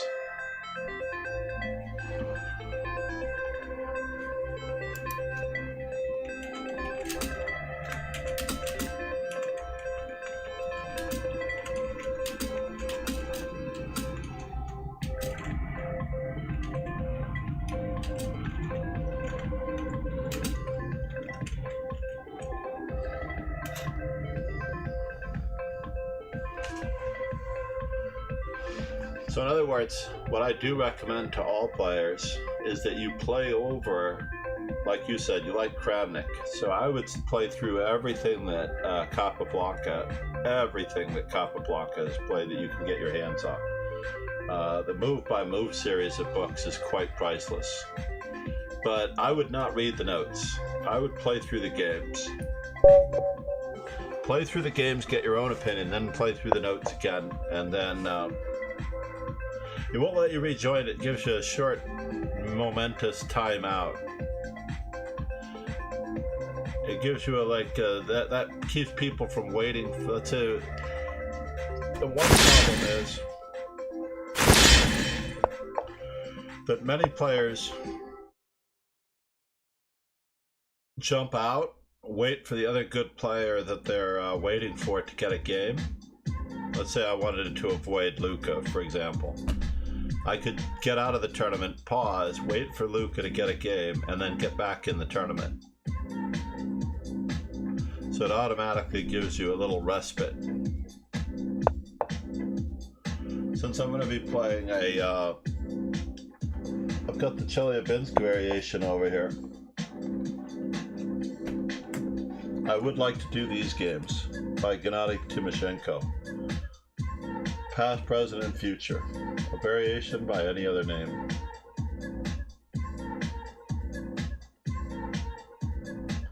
Known as the Sveshnikov variation.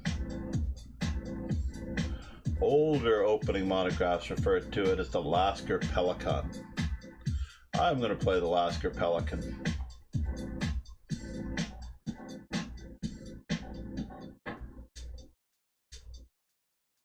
Once dismissed by theoreticians as anti-positional. So there are 40 illustrated games in here. 40 illustrated games that I do want to. Why don't I play this variation anymore? It's basically a really. Oh, sorry, there are 41 games. I missed that one. They slipped another one, and it's all of Timoshenko's games in the Sveshnikov from his perspective. Wow. 16 games which are not in the databases. Now that's the one that gets me.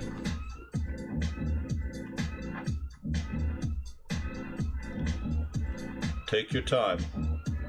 I recommend the click and click, by the way, Raven. If you're on an interface or if your mouse is easy on the old fart comments there, Tiresias. I resemble that remark. I've been 39 longer than most people have been alive. Than a number of people in the chat have been alive. This is really lovely. I love this idea. This concept is great. He literally gives his best games. Uh-oh, there's a typo. Right off the bat. It goes from illustrative game number 1. Oh, there's number 2. For a moment I thought it went from 1 to 3.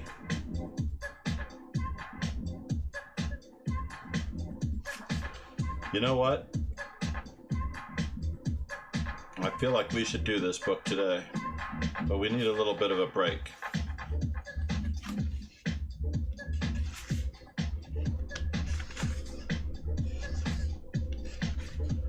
And we will package it for YouTube.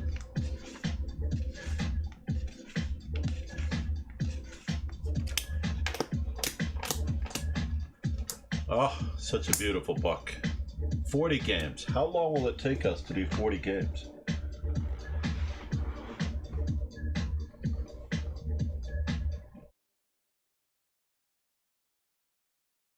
That is the question.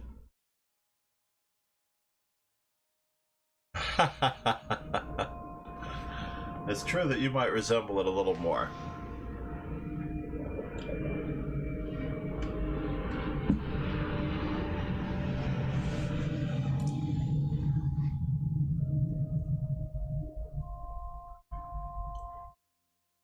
The only thing that I'm missing out on. Oh, what is going on here? I failed to make a move for 5 minutes.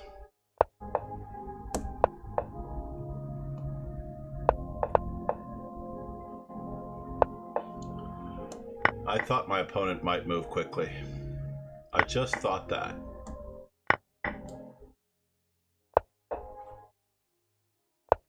My bishop has already earned its keep on g7. Oh, and he misses the pawn on c5. I just wanted the bishop pair. That's all I wanted. I don't ask for much. Where is he going?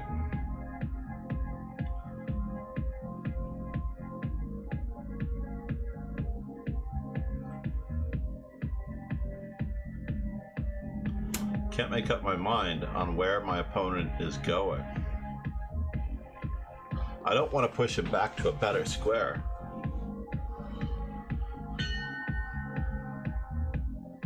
But you know what? Let's just develop our pieces accordingly. This might be the best square for the queen. It's very hard for me to place queens, interestingly enough. Uh-oh. Now we're talking.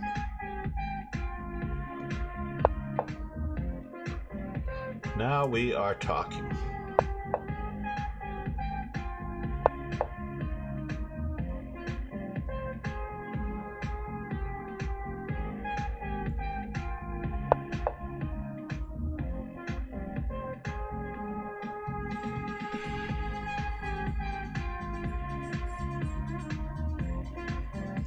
D5, D4?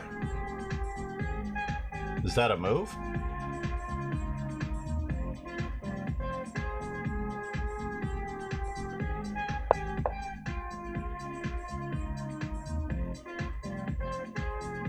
Grabbing space, folks, grabbing space. I don't want that knight to have any fun either. He may find his way back in.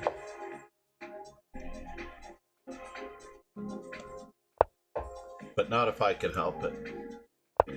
So both of those knights now have very few squares to move to.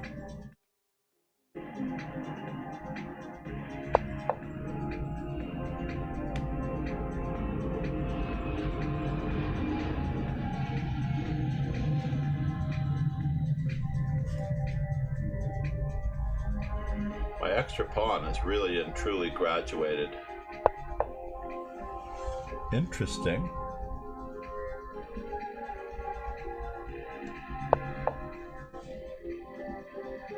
Where's that knight headed?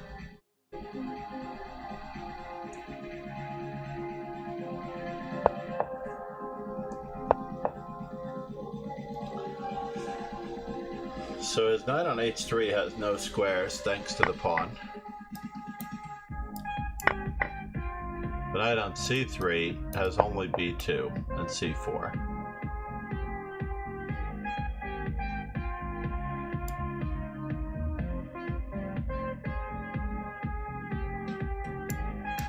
Let's keep him restricted.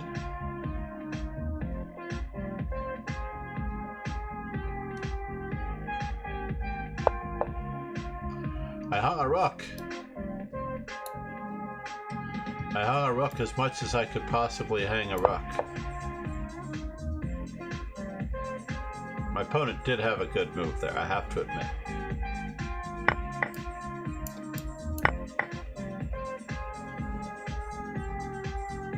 This knight is still out of the game though. I wasn't completely down a rook. But that bishop is extremely valuable. Whoa! Dude! Maybe he thought he could return the piece?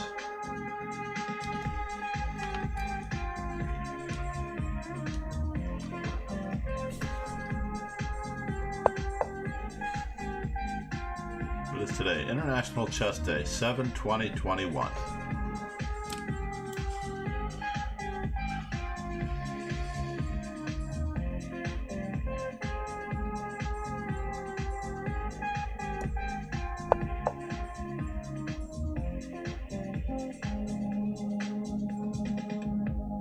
Just waiting for my opponent to run out of patience. There it is. My opponent finally ran out of patience, and I'm now getting into these squares where I can bother my opponent.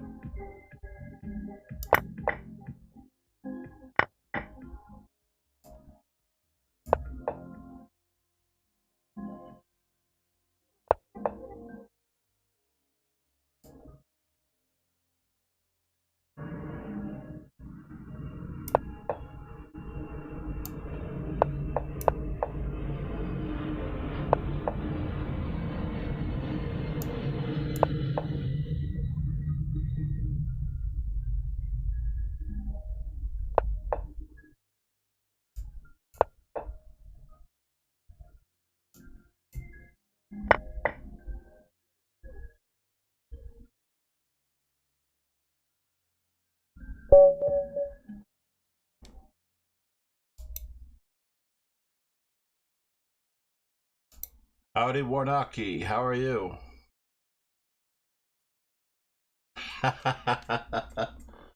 Cheers.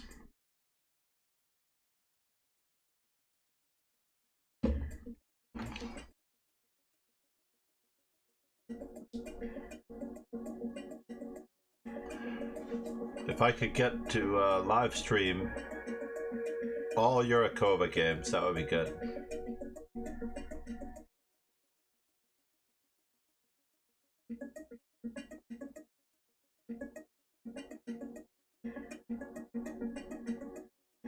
When you love somebody, then you stay.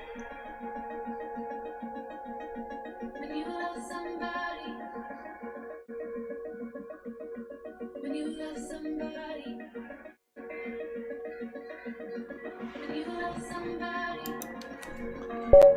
Nice. I'm happy to hear that. Oh, where'd he go? I lost my chat. Nikunj. Ah, the great matchup. Yurikova.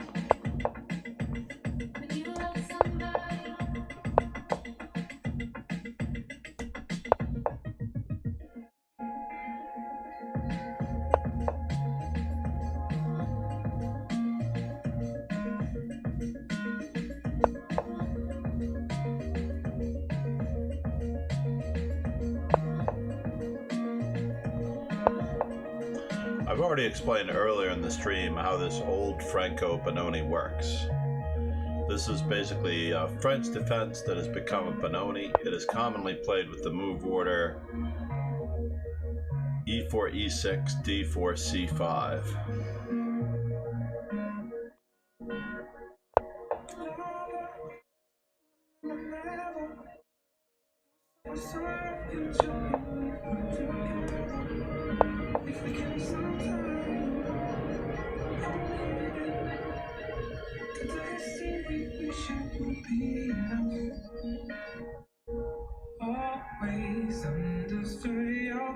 That's one of the best ways to eliminate your weaknesses, as Warnaki was just pointing out, looking at his games with Sion. Just looking at them over and over again with a different perspective and keeping your eyes open to other tactics. Like, I can't believe I hung a rook against Champ 06.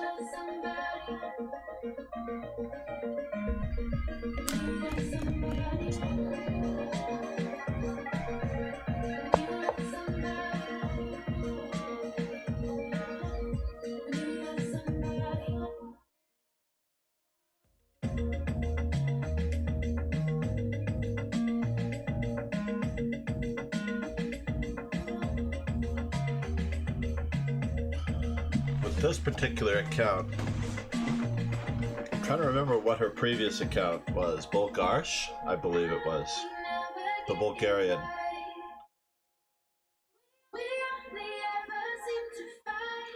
Then if you have c4 in, then it's not the Franco Benoni, it's the Benoni. Could be a Czech Benoni.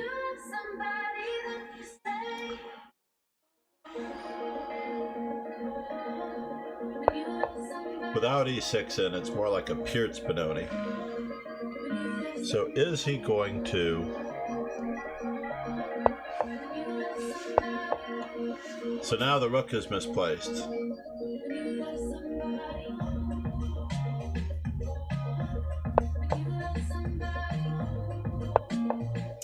Missing the opportunity, by the way. They missed an opportunity to play knight to g4.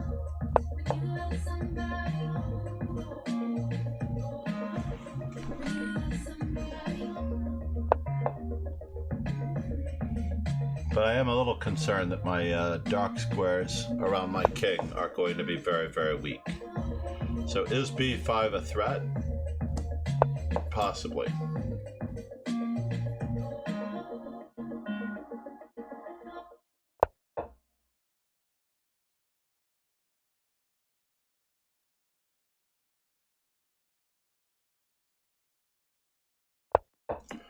We're going to continue on our merry way over there, taking advantage of the weak dark squares.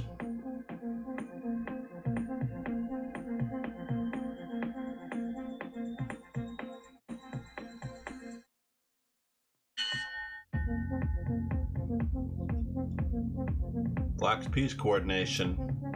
What are they missing? What could they be missing? I think I'm going to take that bishop.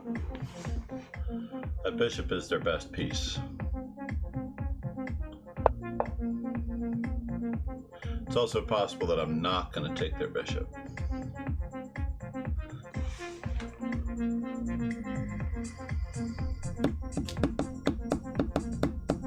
This is one of the drawbacks to not having A pawn on c4.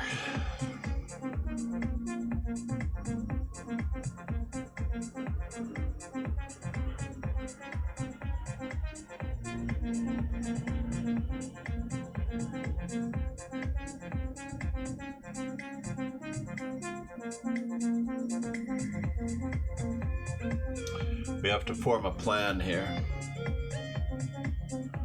What plan should we form? I would like to play knight a4.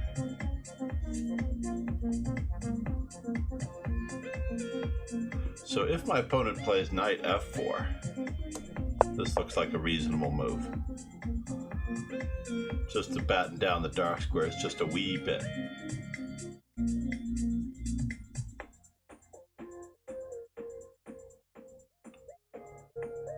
I'm glad we have plenty of time in this position. You return to form. Oh no. LCC Condra, let me guess what your question is. How do I improve at chess? LCC, you are funny. I like you, sir. My other favorite question and answer, my other favorite Q&A, LCC Condra, is how do we improve our short-term memory?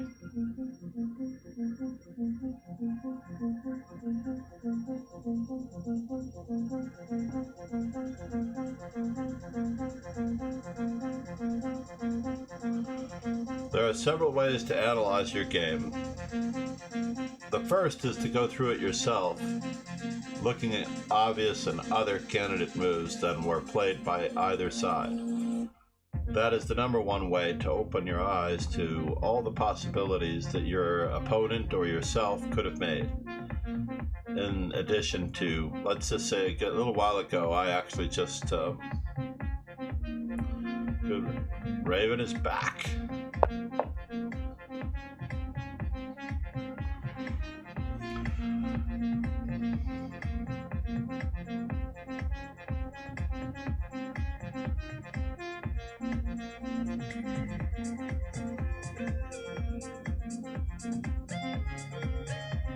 I really do feel there's going to be trouble in this position.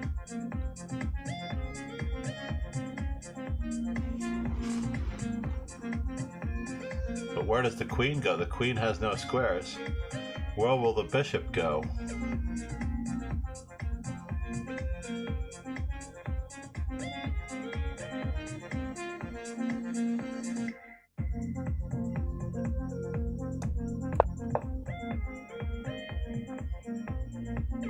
Just going to keep an eye on the square f7.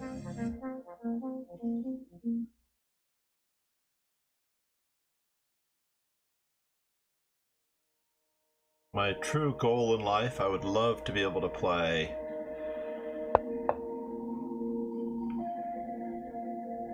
rook a3 and over, right?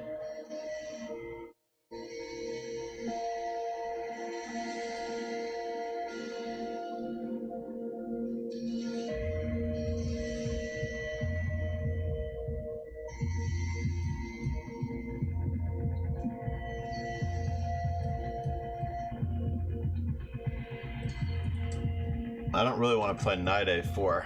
The bishop may actually exchange for it.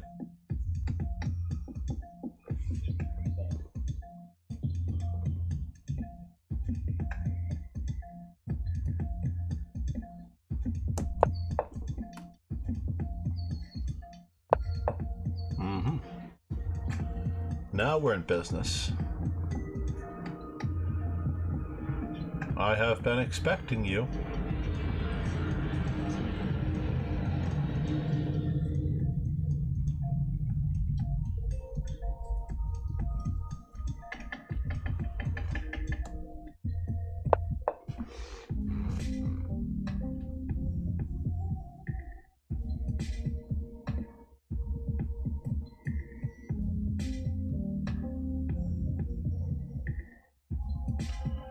I'm really expecting the c5 square to be weak someday.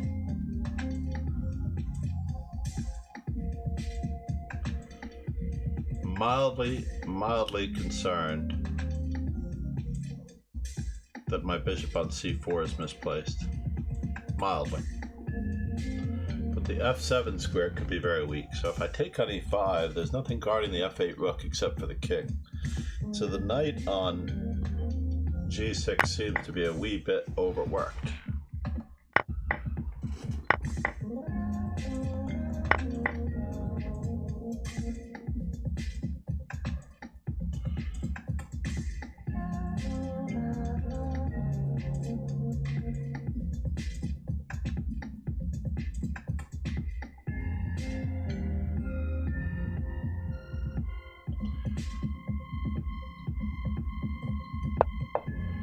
Yeah, Gegenspiel. I have to admit, there's a lot of counterplay here.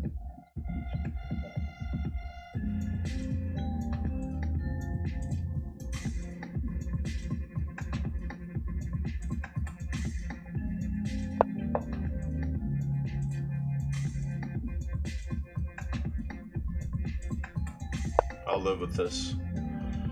Whether I like it or not, I will live with it.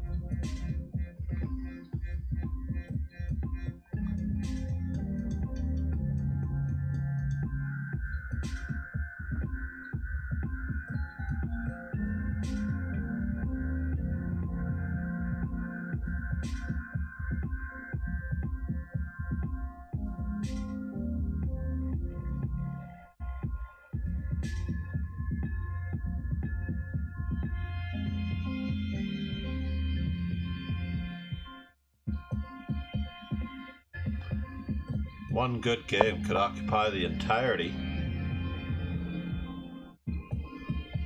You may.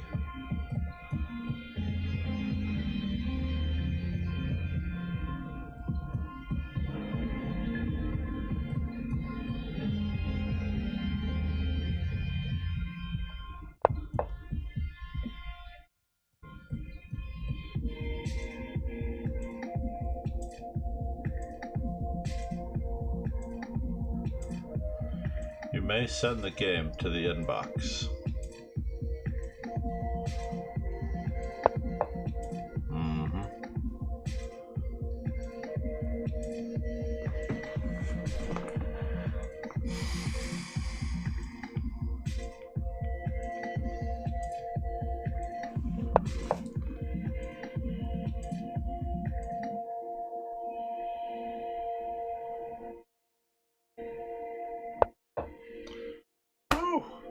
Scared me there. For a moment I was hallucinating. I really was hallucinating on which piece was which.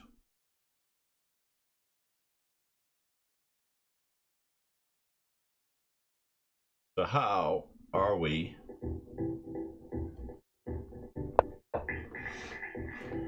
getting to certain squares?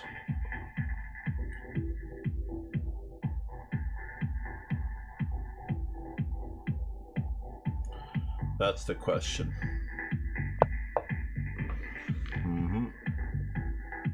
And now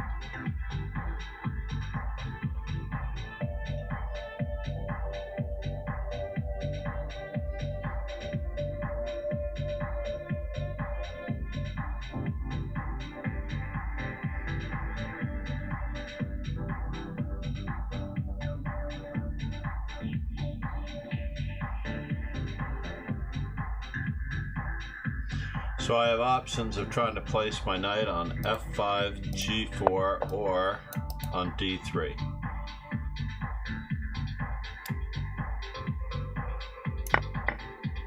My rook is trapped, but it is meant to be an exchange sacrifice. Which bishop am I going to take for this? That is the question. It was not easy at all for Ginka to gang up on that rook.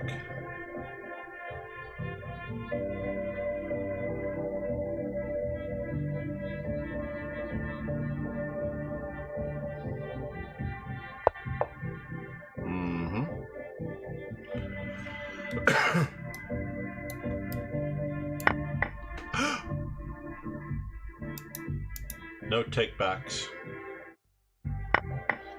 I touched it. It was really unfortunate.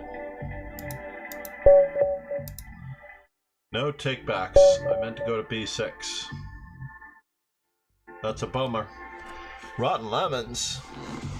Is Rotten Lemons in the house? Yeah. That's why I like to use my touch screen rather than this one. That was a huge game. That was really, really huge. I like the strategic simplicity of the Benko Gambit.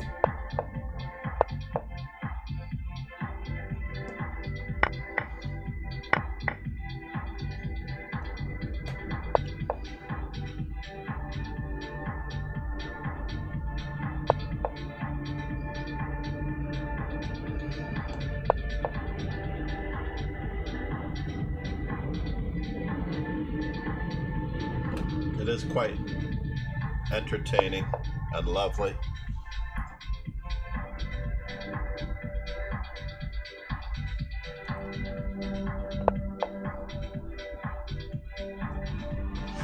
This is not a good idea, by the way. What I'm doing right now is not a good idea. Not to be recommended at all. I'm fishing. Fishing to get my opponent out of a little bit of theory. And watch me get crushed.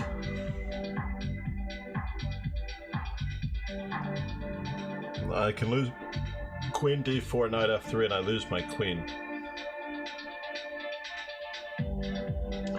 Queen takes b2, rook b1. Let's go for it.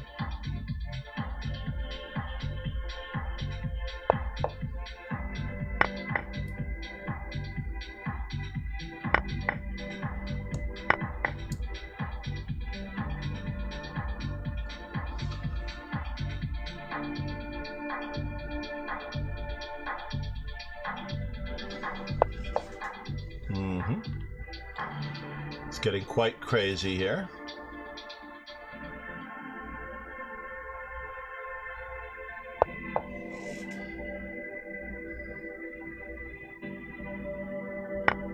It does appear that I'm very close to being toasted. Toasted and roasted.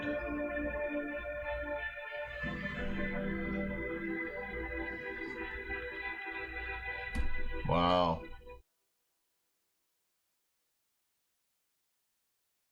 I have to capture first. I don't have a choice.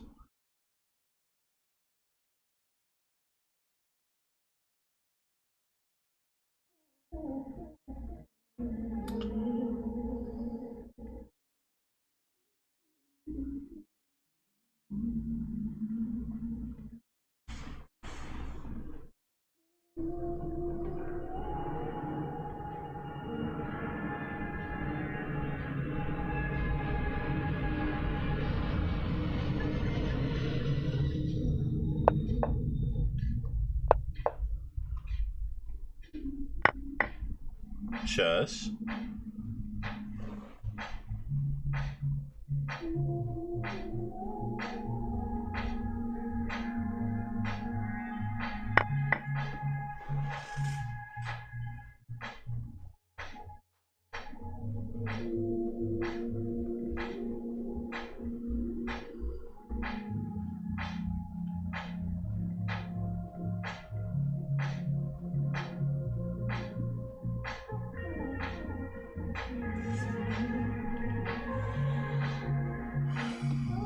It is fascinating that that rook doesn't have that many good squares, right?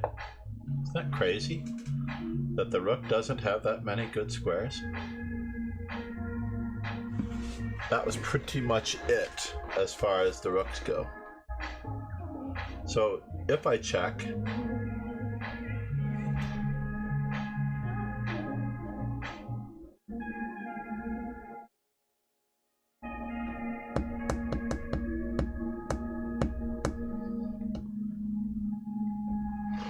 so what's the story now? I seem to have recovered my piece. I have 2 pieces for a rook? No, I have an exchange more with 1 extra pawn for the exchange.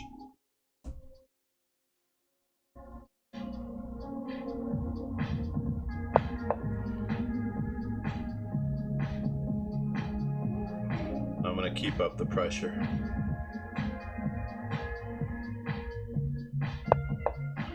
Chess.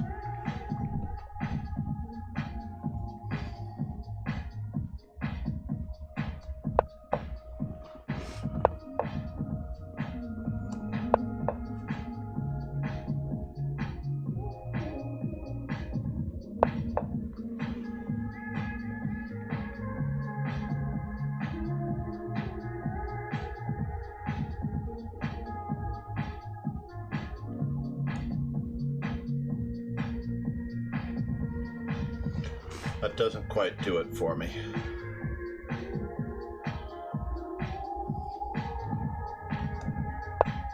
This looks like it's a fascinating move, though. I have to admit.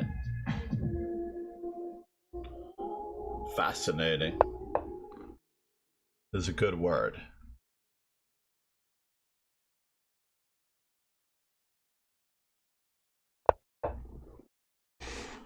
Are we safe yet?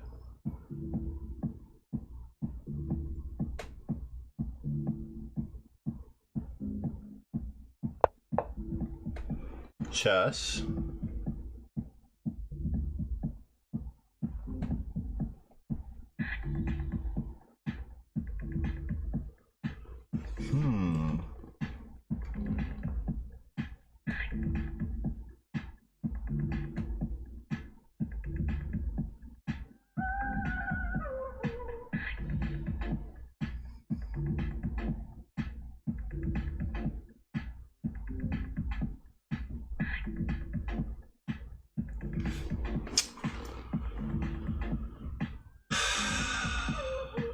Can't make up my mind.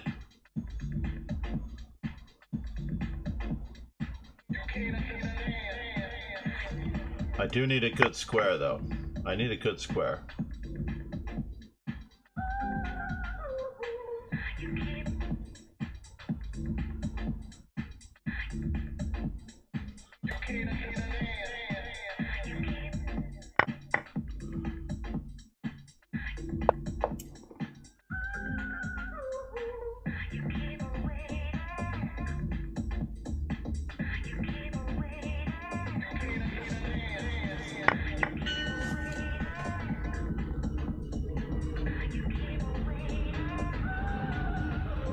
Really?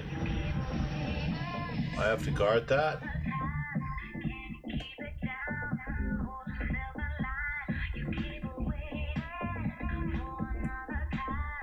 Do I have another way around it?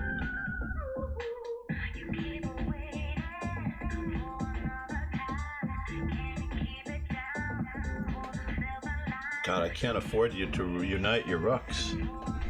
At all. I cannot afford you to unite your rooks. Do not want you coordinating your rooks at all.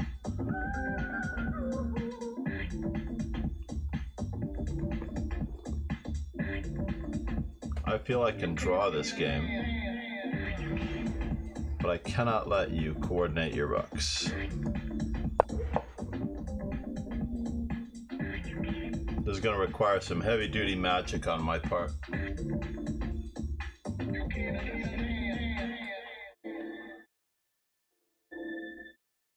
Quadrispaski may be working. I'm crossing my fingers that Quadrispaski is working.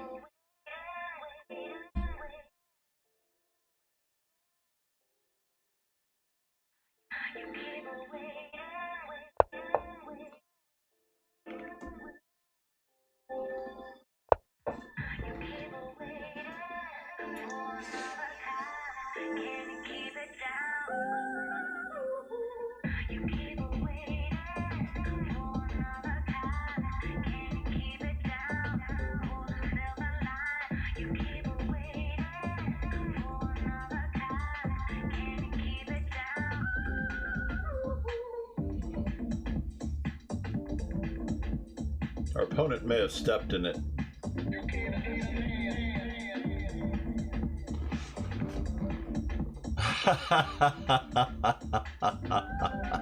Thank you, Wardaki.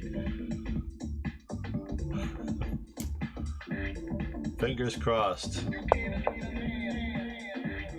So now, am I no longer down the exchange with this move?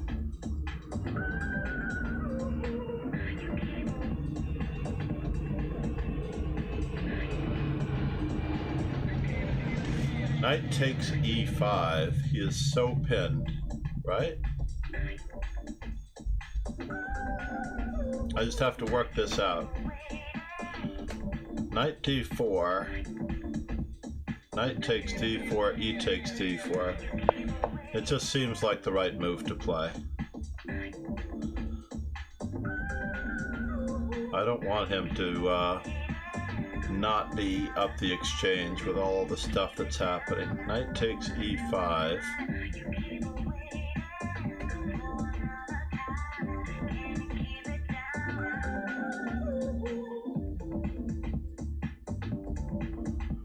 Is still a massive pin.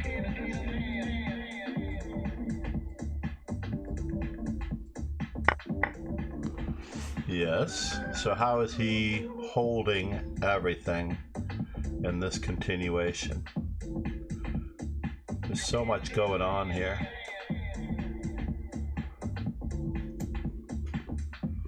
Knight f5.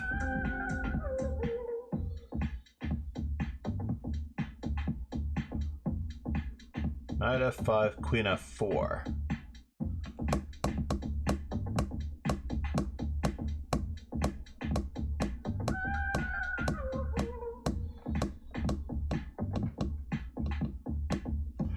Rook g6. There's a profound move. Rook g6. The queen has to take. Bishop takes check. And when the king moves, is my king too exposed? It is too exposed.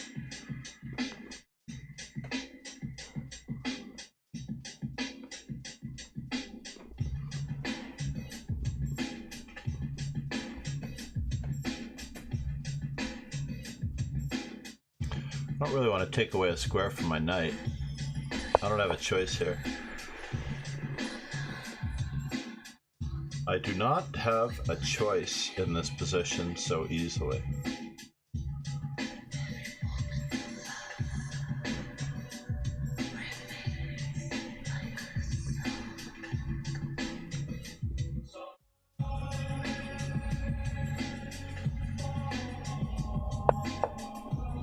Yes.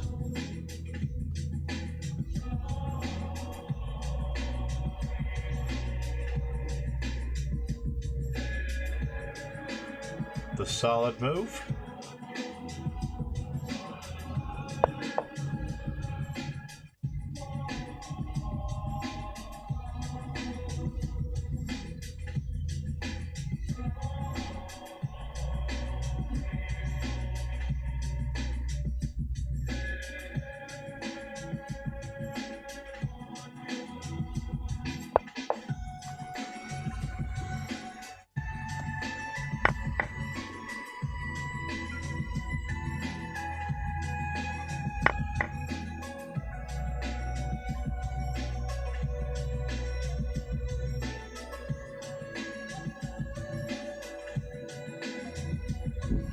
Queen g4 check.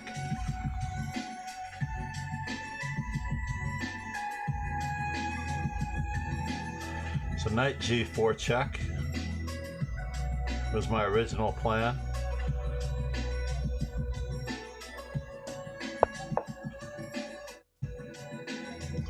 It is too bad. Whoa! Not what I was expecting. Am I in trouble?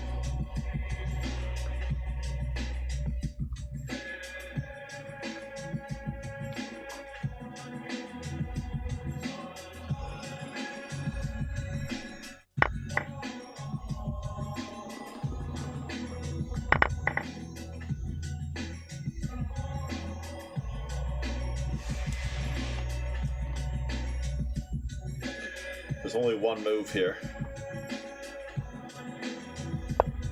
That's the move.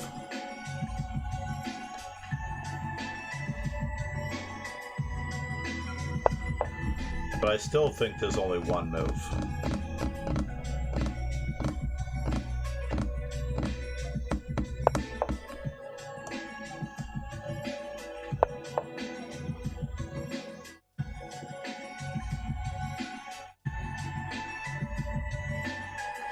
Because I have the outside pass pawn, I want to stay in the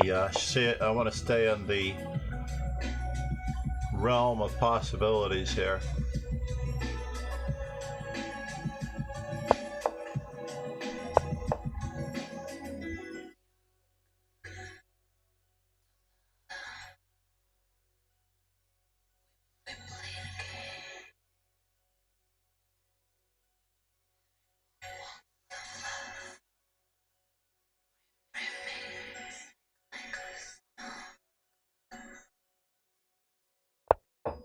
Mm-hmm.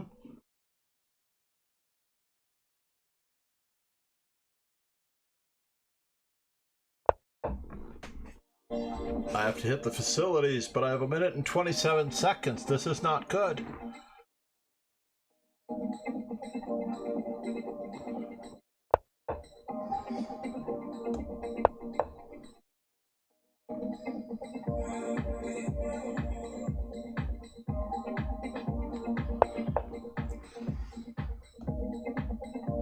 Can I allow this to happen? It's extremely, excruciatingly dangerous, obviously. But my knight is attempting to cover. Cross and cover. Maybe I should have considered this move earlier.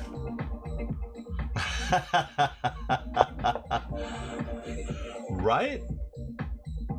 It could be very difficult for me to analyze a game. Did you really do that? I really appreciate your support. Because Mother Nature was calling. I escaped again.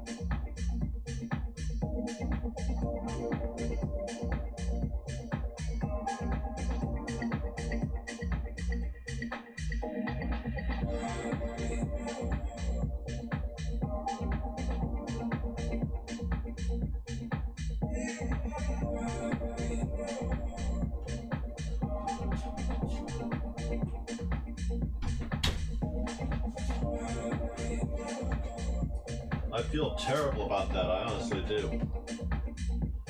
Not sure why I have an envelope here, laying by the door.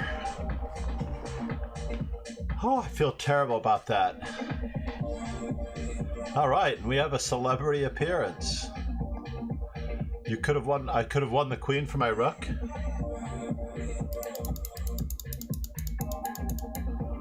Back here, Merpant. How are you, Merpant? Great to see you.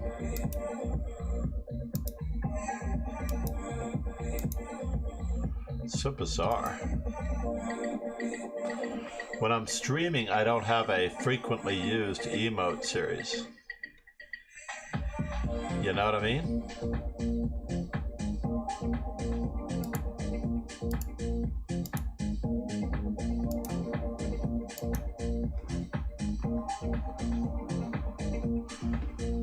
King D7 instead of King C6 way back when. Oh yeah.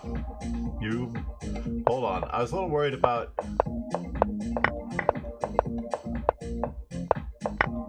this was all such a mess.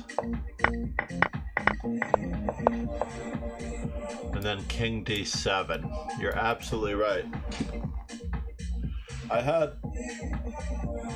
a little bit of time. All I had to do is not allow the queen to move with check, right? Yeah. Well, I considered this way back when. Yeah. Then I have a much more straightforward win. Walking into an opportunity for them to check was not cool. Only 17 in the tournament. I would like to grow this over a period of time.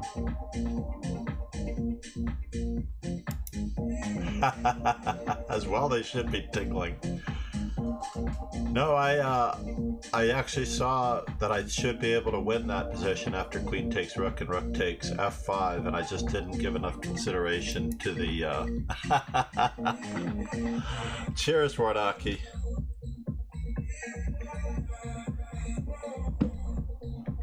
Let's check out.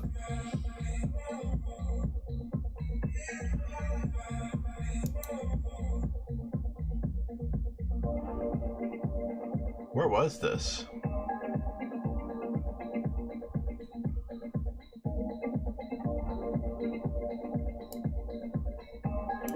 Have you analyzed your game already, though?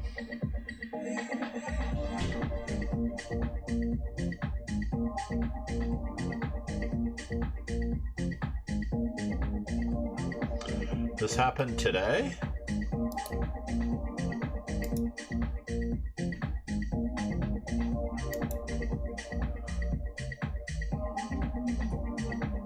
Well, I've copied it. Hold on, let me just copy the whole thing.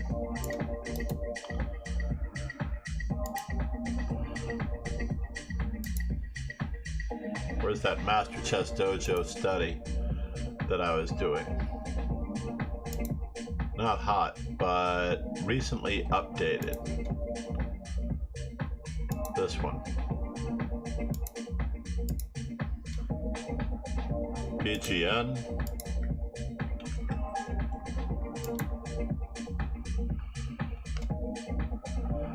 I mean, first things first, when you go through a game, Condra, everything seems great.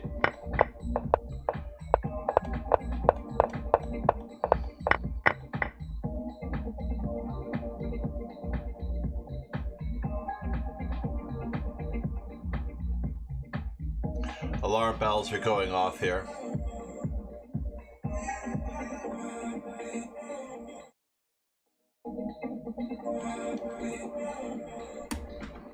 I have no idea what I'm talking about. Well, that is one of the early steps. So bishop e3, this move just strikes me as unusual here.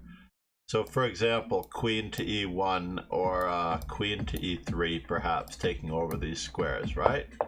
Not a big deal though. As we get into a spot of trouble, our pieces are now officially uncoordinated to me, unless you're going to b6. Let's see how you do. They stop you from going to b6. You could have queen d2 still, but you're attacking on the king side. And then we have a problem. Houston, we have a problem on this side, right? Chances are we have to actually have a sense of danger and maybe play our king over so that we can move our knight. But this is starting to look like trouble for you already, because now your king side has gotten ripped open and there's more to come. Yeah. Your opponent is having way too much fun because the bishop's hanging. It's only an exchange sacrifice. And the queen is tied down to the rook, obviously. and you gave away your rook. Don't give away pieces. This will be bad. But, I mean, your piece coordination, for the human side of things, your piece coordination is key. So, for example, I'm not sure why you moved your bishop back when you wanted to produce this attack on the king side. Right? You could also travel across to this side of the board with your knight. The knight going to e2, to g3, to h5, maybe even f4. So, if you really felt the need to lock down on dark squares in some way, maybe queen to e3. But I'm very worried about this diagonal as well. Sorry, I've got too many lines. I'm a little worried about this diagonal as well. If that's what you were concerned about, I understand it. So they were threatening to play maybe knight takes g4, but you can always play bishop e3. There's no great shakes there. Looks like an overall good game until you lost your rook. Yeah, that was an unhappy king. But knight a4, bishop e3, I would go over, if you really like to play the English attack, I would, what book was it that I saw? I saw a nice short book on the English attack. Rice and the King. I can't believe I'm still in contention, Kinka. Knight c3. Absolutely broken.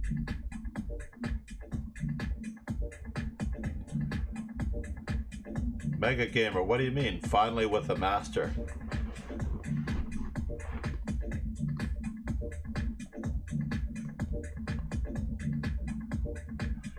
Thank you for the shout out for Fiancetta. That was excellent. All right, we're going to play very normal, solid, logical chess.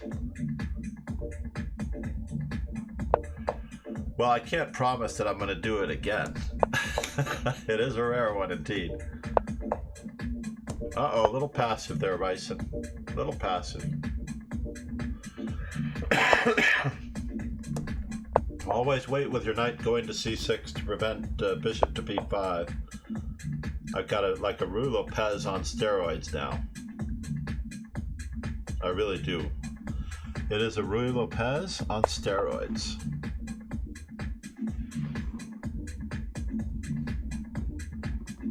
Yeah, little passive. Good to know, Gamer Kit, Mega Gamer. I don't mind you listening. I don't mind anyone listening to the commentary and paying attention to what's going on. This is how we learn. Fiona's Grand Prix. I have to admit, I have not studied enough of Fiona's games.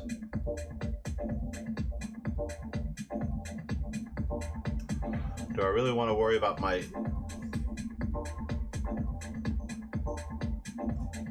I don't think so.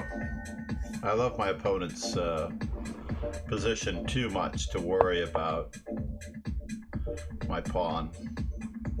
So now, next order of business. Queen d3 is a very natural move in many of these lines of the classical Rue Lopez, Berlin type randomness.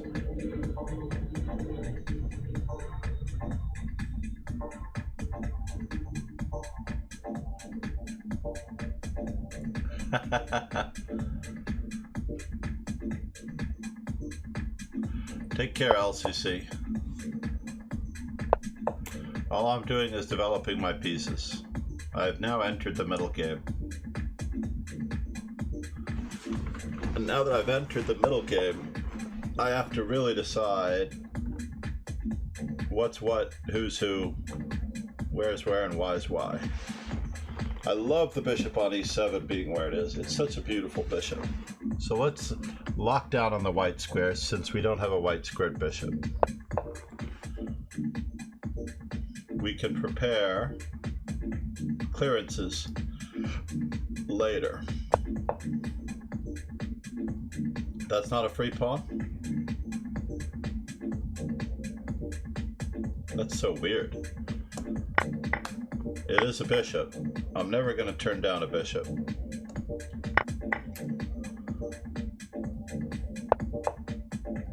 That's not a free pawn?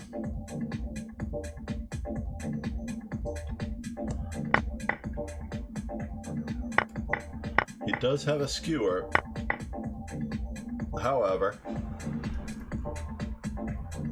I've got so many pawns at this point that I don't know what to do with myself.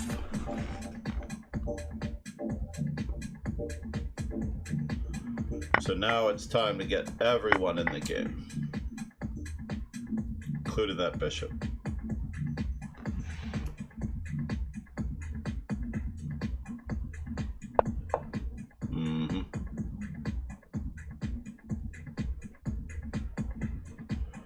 All right, we just have to be a little bit careful now. Let's take over the file. Should we take over the file, or do we want to use the discovery on the bishop on e7? Knight d4, bishop c3, bishop c7. Bishop c7 looks very awkward. Bishop c7, queen e8. Everybody looks tied down there.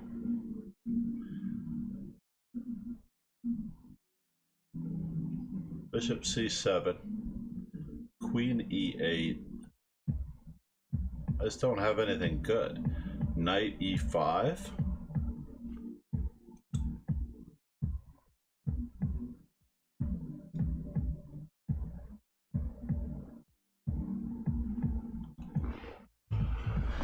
I have one extra pawn. I want to make life simpler for me and more difficult for my opponent.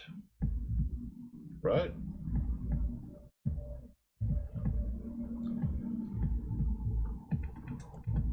Let's anchor this pawn before it gets a little loose.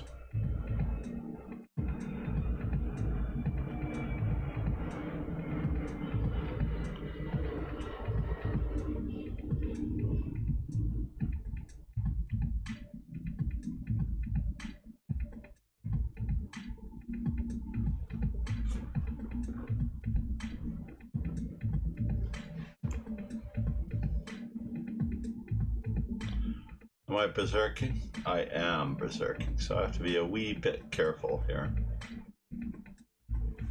Only time for 2 games left in the arena. I don't think I can catch Ginka unless I play her directly in the next game.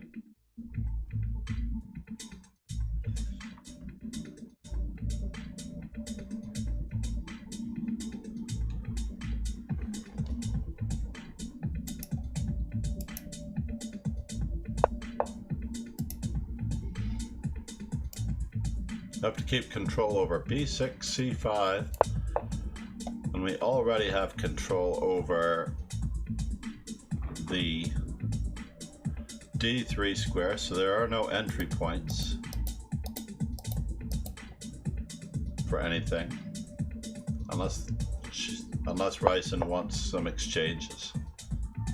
Yes. Now I want exchanges. I do.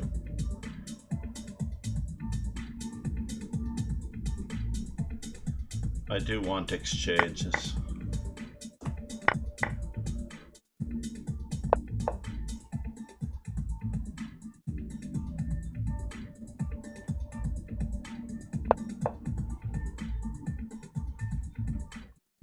Easy now, play nice. The possibility of knight c6 in that position.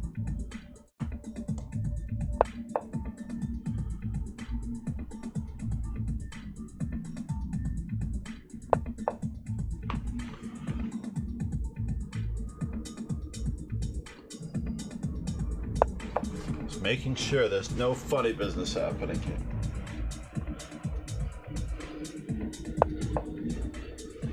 That was the funny business that I was concerned about.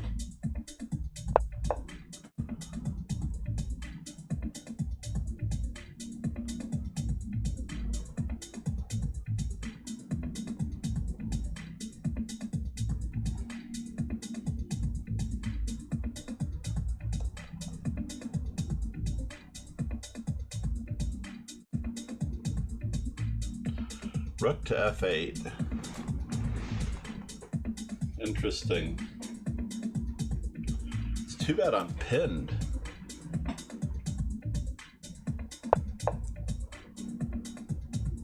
Let's make sure I'm not pinned completely.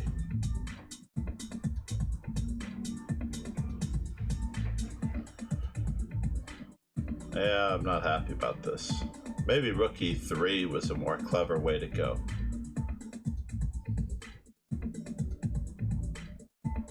No, rook e3 was not a clever way to go. This move may serve its purpose.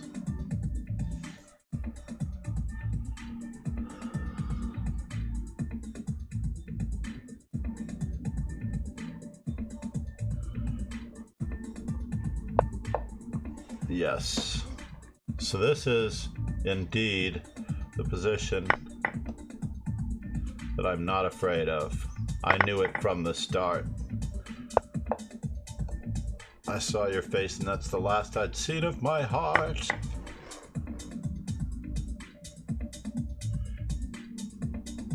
I don't know that song. Yes.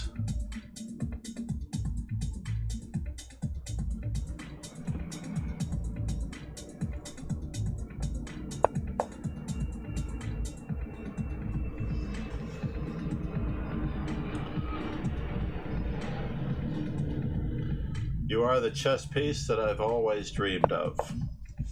I knew it from the start.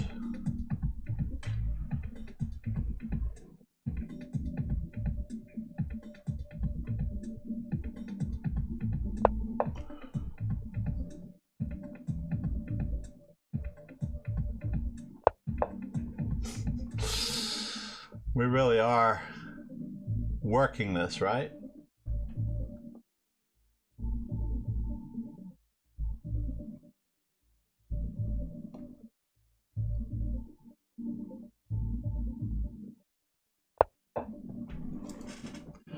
No more funny business.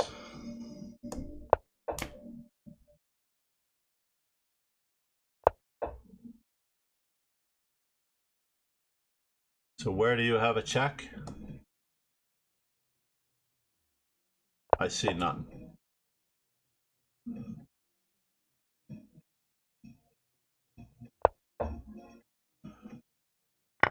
And we have to give the pawns a chance.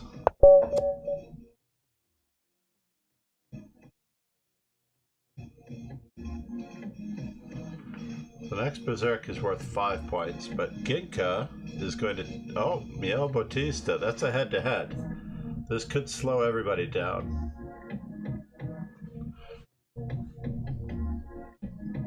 Like all souls, they get destroyed. You guys are brutal.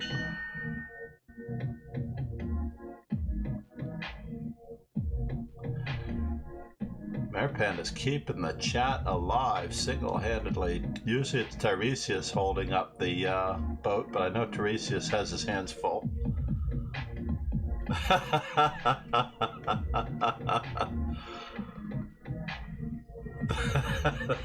Dark turn.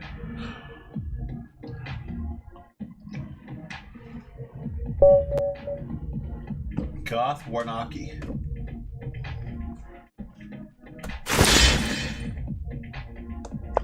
Going for the throat.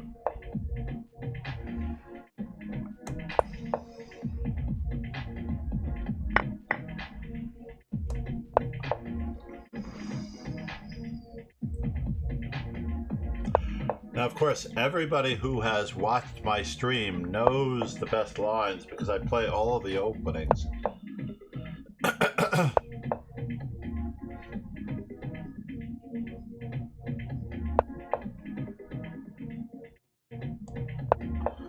I do. I play all the openings, so therefore, everybody knows what's coming next.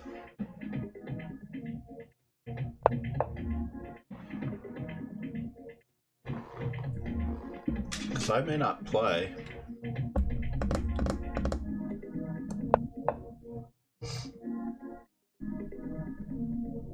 I'm not justifying that bishop's existence. No way.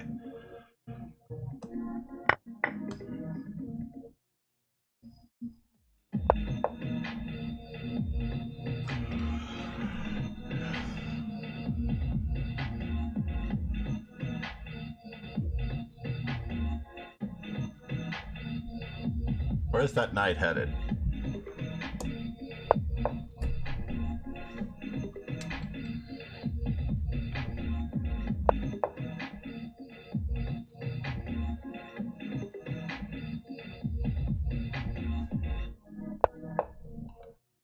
I'll keep my space advantage. Thank you very much. Thank you.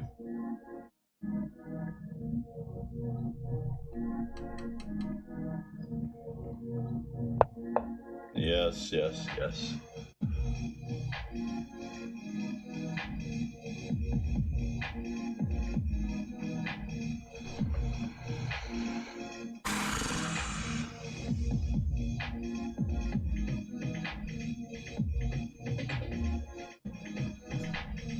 I need that one to go back. Just to keep him honest, just a little bit.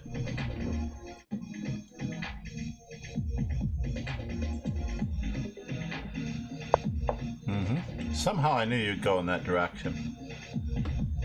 I did. I did think that you would go in that direction. That's weird.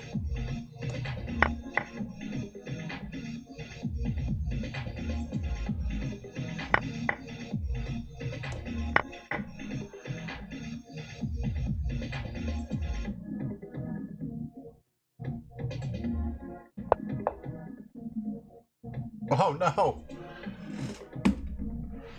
Got our work cut out for us, folks.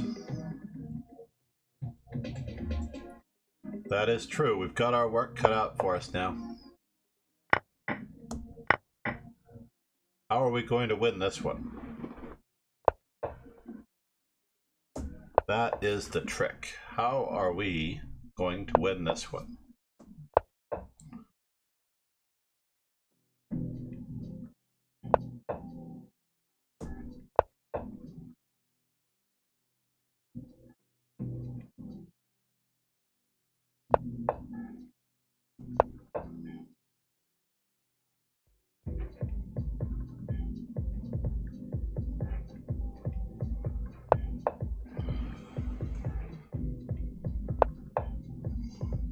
Keep up the pressure.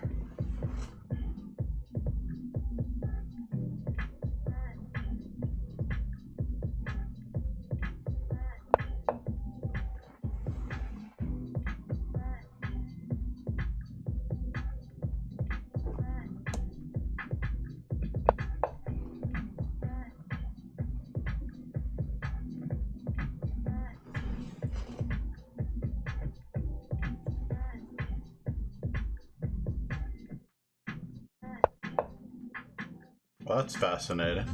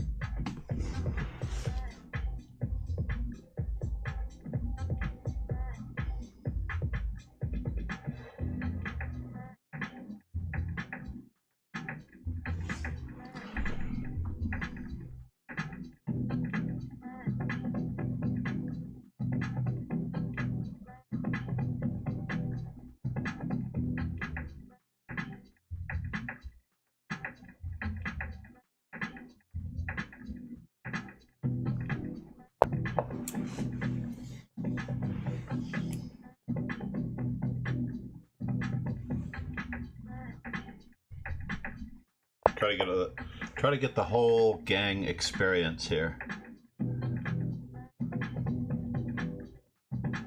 The whole gang experience, if that's possible.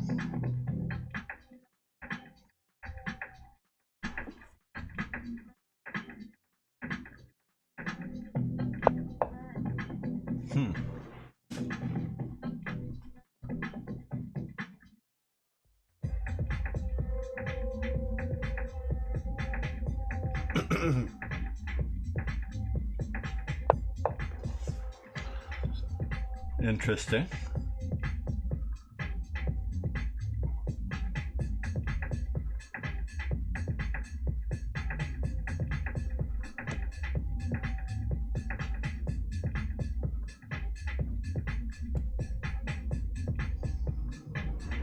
before I get hasty, let's just make sure of our stuff. So what's the material count? Right now, I have 2 pieces for a queen. And I have a lot of play. That much is true. So knight takes d5 is definitely on the cards. Rook takes d5 is also on the cards.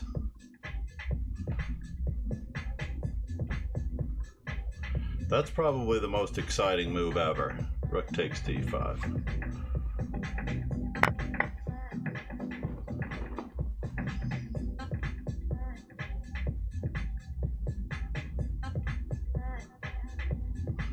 Because of the immediate threats involved, rook takes d5 is definitely the move.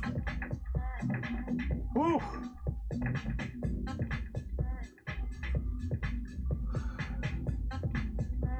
Absolutely. Our wee bout. Let's do that.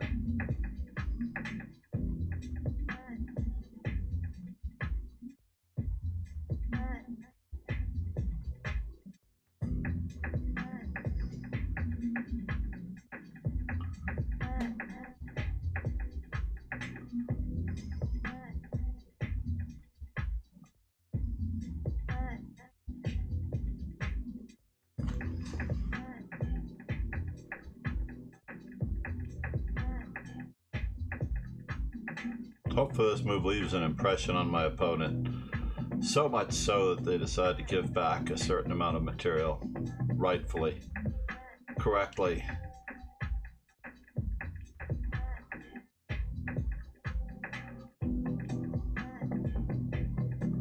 But why would you choose to think like that, Warnaki? I know it's a certain type of humor that we learn, but seriously, folks, word. Well, that was the easy way out. Oh, thank God.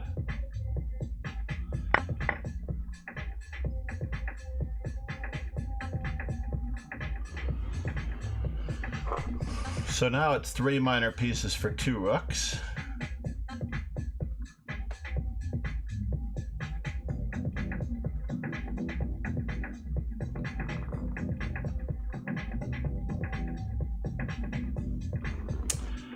That's a good. That was the right way to go about it. That much is true.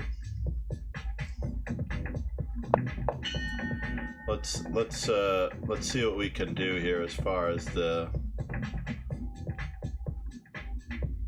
bothering of our opponent.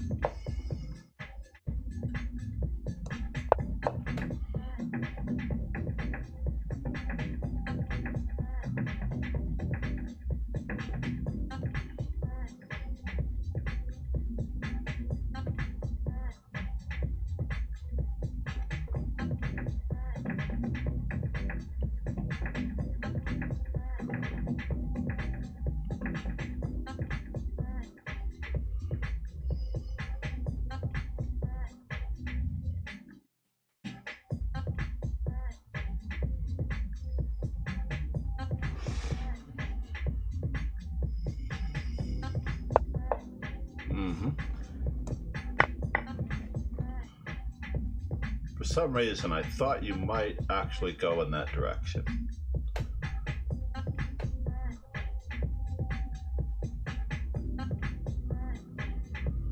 It's very difficult to attack my knights.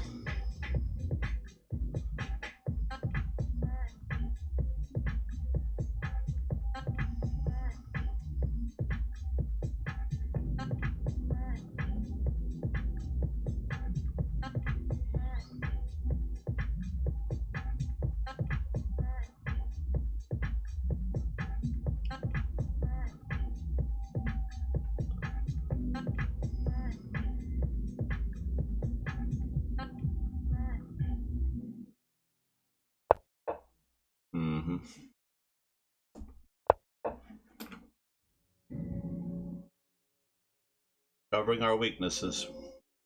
Covering our weaknesses 101. As best we can. My knights defend themselves. His rook on f8 doesn't have many squares.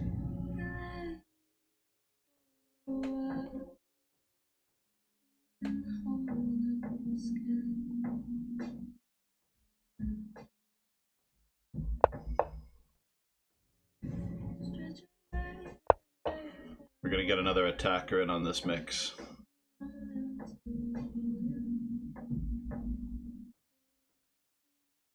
There's a small threat, just a small one. Not a big one, just a small one.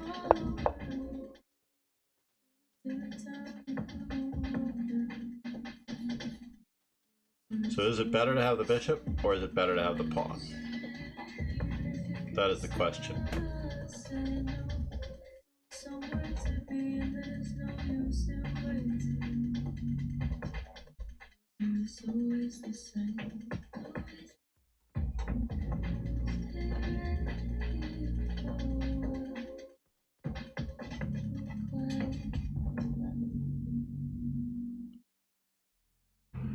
Looks like it's better to have the bishop. We need the outside passed pawn for good measure. We definitely need the outside passed pawn for good measure.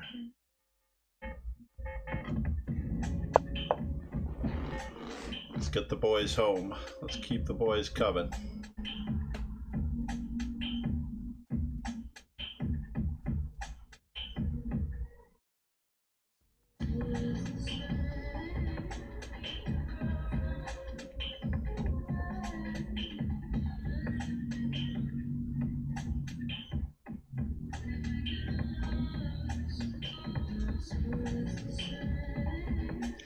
The knight on e7 is kind of redundant. Yeah. Tactic senses are tingling. I think you like tingling, Mayor Pat. I think you are, you're definitely a tingling sensitive person. I really don't want to take that. You know that? I don't want to take it.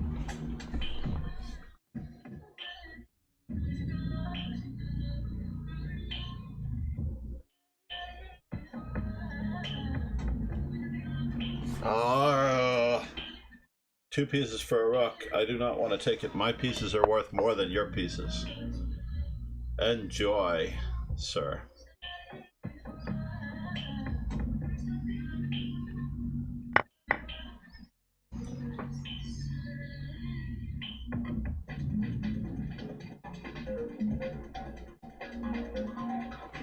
I mean, at worst, we have a draw.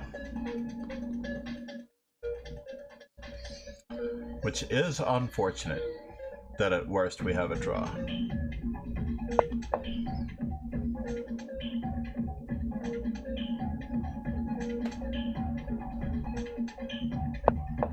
Oh no, you walked right into it. King h8 was the only move. C'est la vie. There's not enough time for a game to count in this arena. Yurakova! But is Miguel Bautista gonna make it? Nope.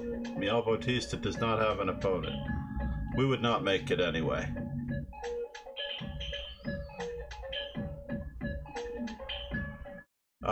King h8, and I was gonna play bishop h6.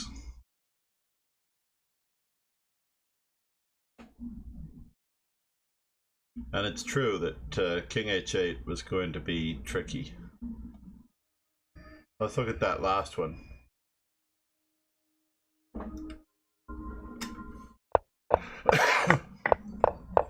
That was a very sick game to survive, I have to admit. So I'm just totally up a piece here. So when I lose my queen... Wow, that was so sad. I had to put that bishop on that square too, right? Counterplay, counterplay, counterplay, attention, attention. Somebody's already analyzed in this game whether I'd liked it or not. Queen takes f3 was bad on the opponent's part. Wow, I was still not doing well there. I actually thought I was doing well. Yeah, rook on f to d8. That is true. Just give back the piece by activating the rook. I have a back rank problemo.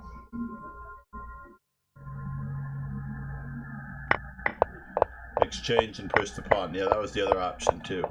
We're going to get to it. Although it's unfortunate that someone has pulled the trigger on the analysis there. So here, King H8.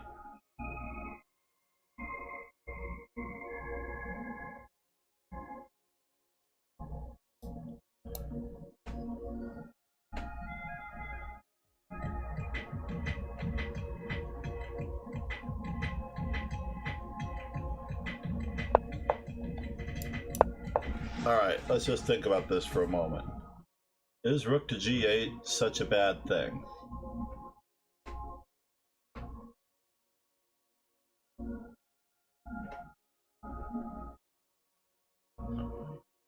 Because we can push our pawn now. Knight d6. Bishop h6. I mean, there is no threat, right? I'm going to play bishop h6, rook to g8, check, king f4.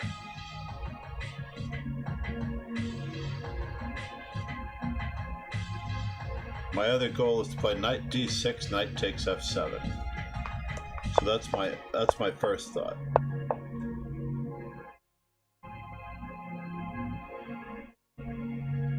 I have more than one passed pawn ringing down. I think I'm winning.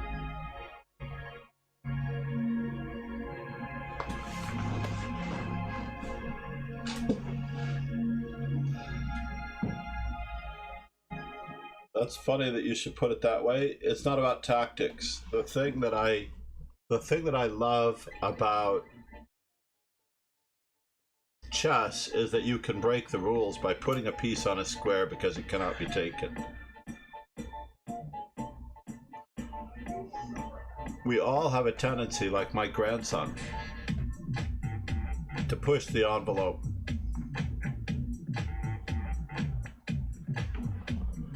And when you are young, you have this tendency to want to do things that you're not supposed to be doing. Let's just put it that way.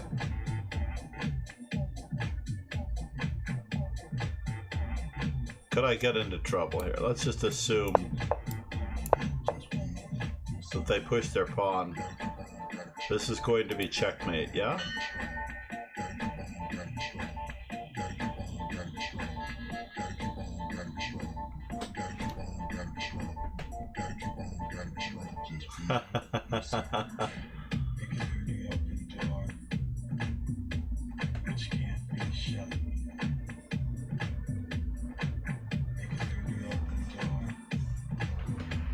Yeah, chess is a chessboard is a canvas, Warnocky, in which everyone has a chance to paint their own picture.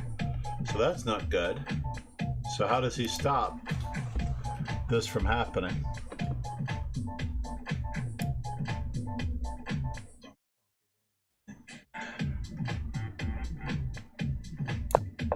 As simple as that.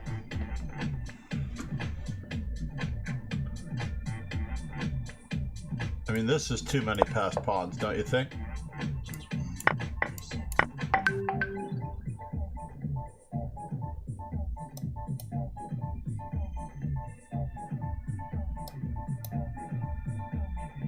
Yeah, there's no way.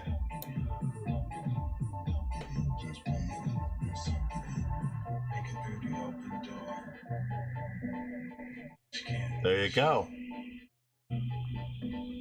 Later in life, driving, yes. Absolutely, because it robbed me of the pleasure of having a real battle. I think that Merpent took the words out of my hands. Out of my mouth. Yeah. A minor piece attack. I think I enjoy minor piece attacks much more. And I think it's because of Paul Karras.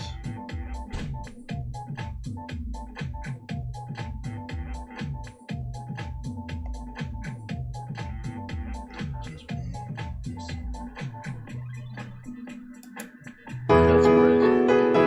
Hey! We got our anthem and everything. Oh no!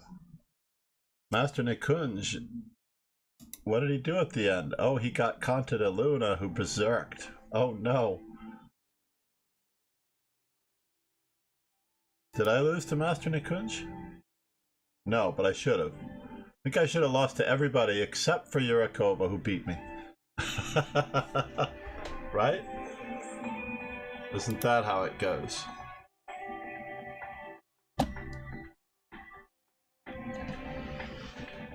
I think chess is adding years to your mental life because it's spurring energy.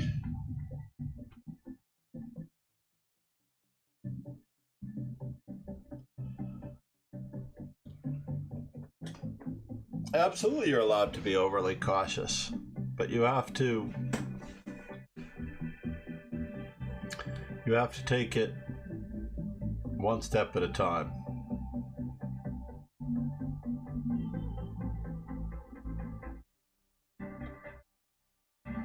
Yeah, absolutely. That was a lovely. Let's see what the analysis had to say. Learn from my mistakes. While I'm here, it still seems to be analyzing. So in this position, c4 was a mistake. That's fascinating. I knew it would prefer the piece movement. Queen e2.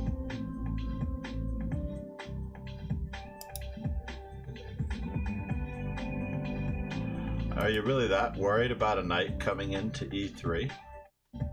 That pawn I can always get back.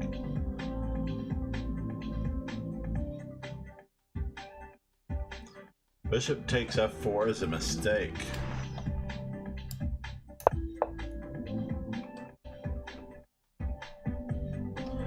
Well, it's not a mistake. I have a choice of advantages, right? Dangerously cautious driver.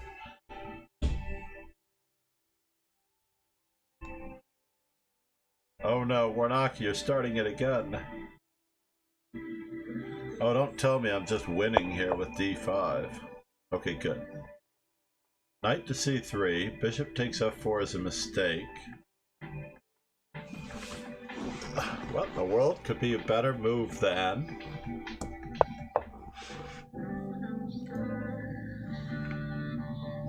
So it says that I'm very close to decisively better. Queen to b3?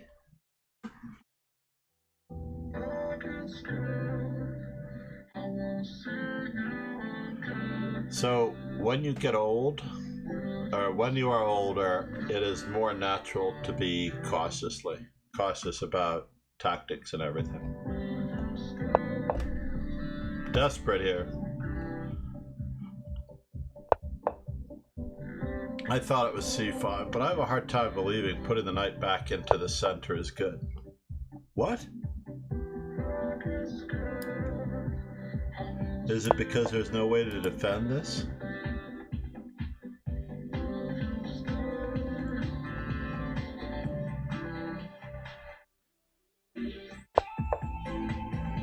That's wild.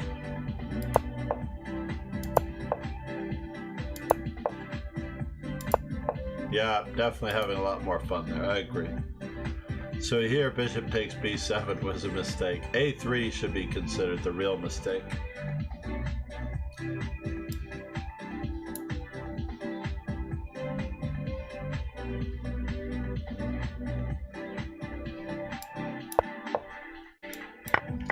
Yeah, that would be the one. Threatening all of the above. Queen takes d4 is a mistake.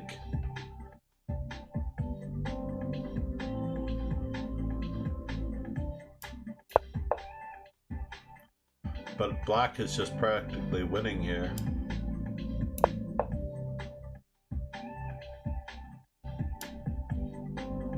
That doesn't work because the queen takes g5.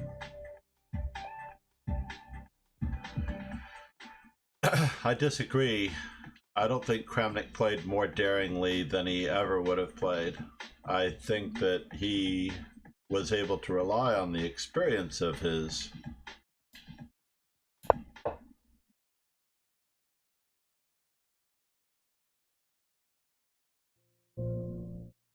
of his game.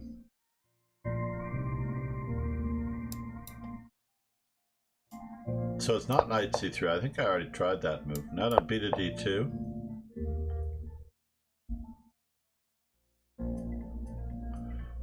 Bishop takes d2. My pawn structure is still getting ruined, but okay.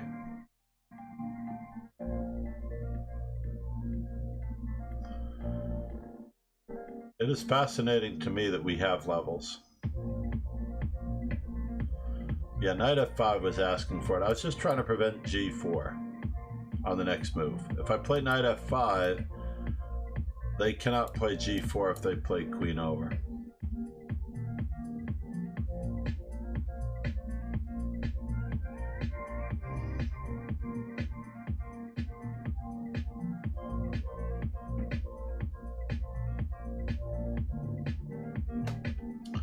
So is my position that bad?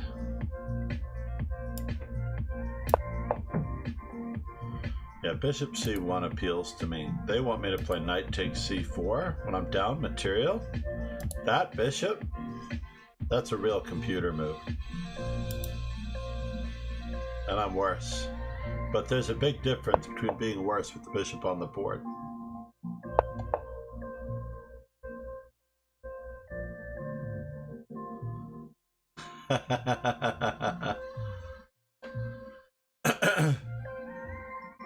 That's correct. But I think that Kramnik was playing very naturally.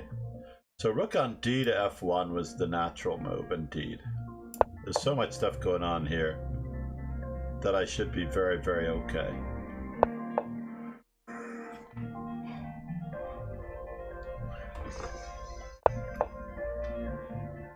And then e6. There's a lot of counterplay here. What I did was, and I'm down a whole rook after rook on f to d8. Although it's very scary to allow this check to happen. But there's no problem because of the back rank mate.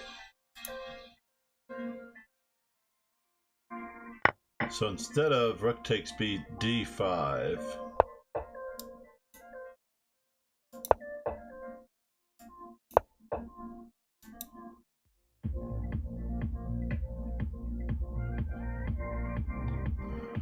now Rogan had asked to go over some of his stuff. We could definitely do that. That classical arena was brutal. Brutal, everyone, brutal.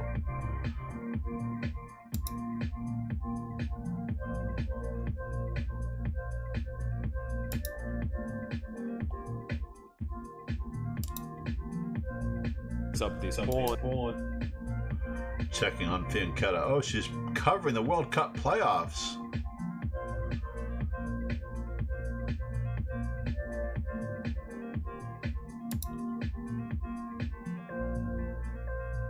Chuck Mamedyarov posted a lovely photo, I think, of his son on Instagram yesterday. I don't know if anyone saw that. Mamedyarov, a lot of respect for him.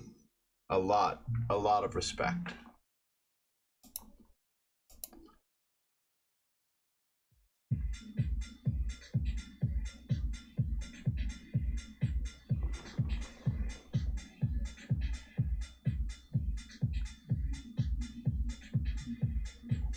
So who's up for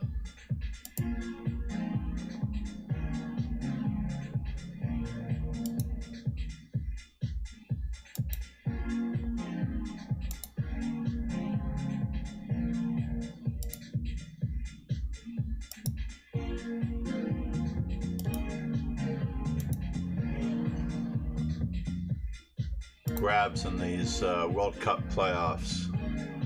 Mamedyarov versus, it's hard to believe this guy's giving Mamedyarov a run for his money.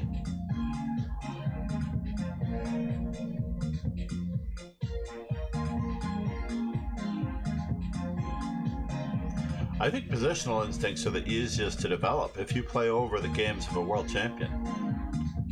Just play over the games of a world champion twice through.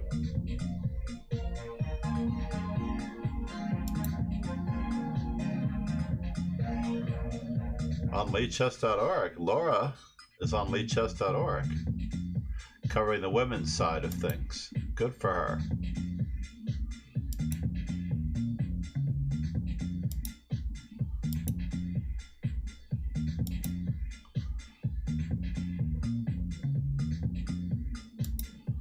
Just checking all of our options here real quick.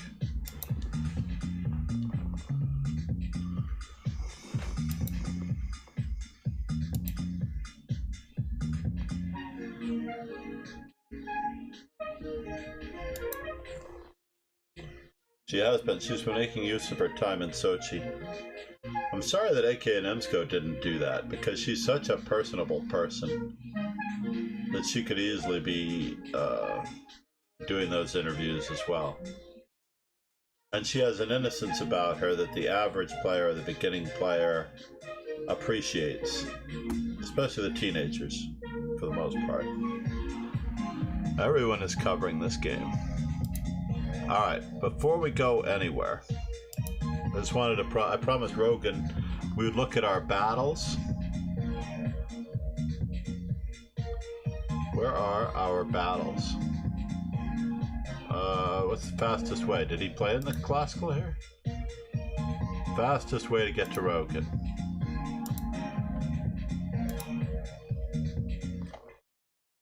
Look at my worst losses.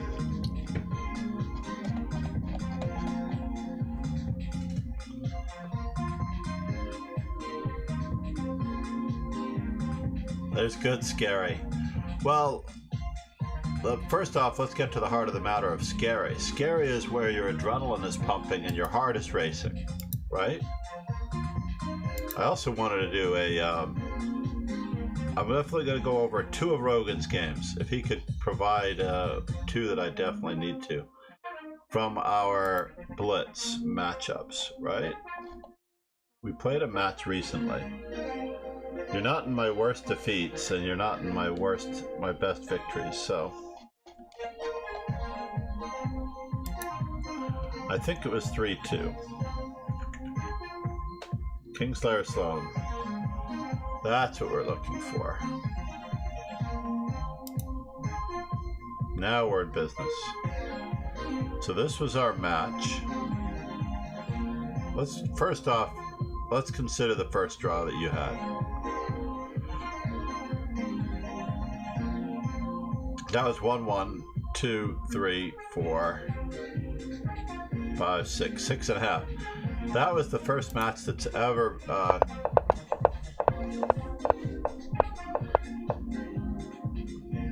Alright, so in this position, did I blunder here?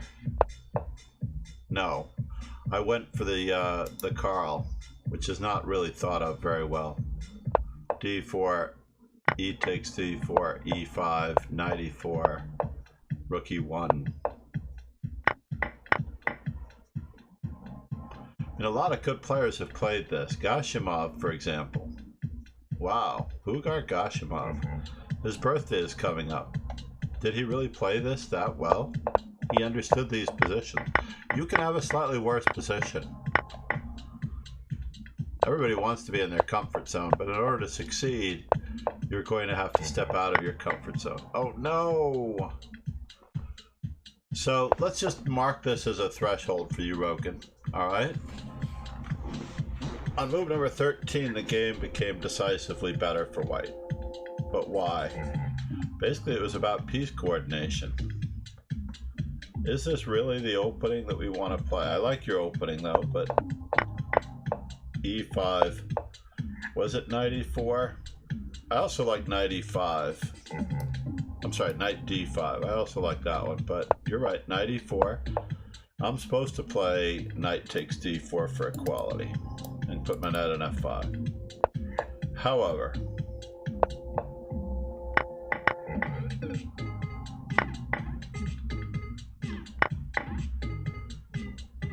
you didn't need to trade queens. All exchanges are bad for you unless you know why they're good for you.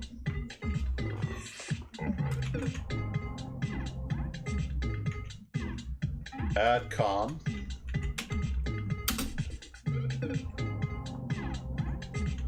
Do I have to put the exclam in front of the exchange?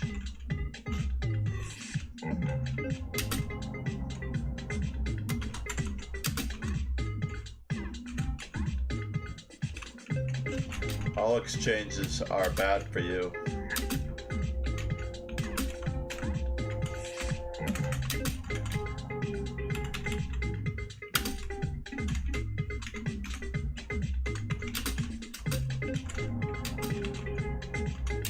Oh, you're right. This is the simul.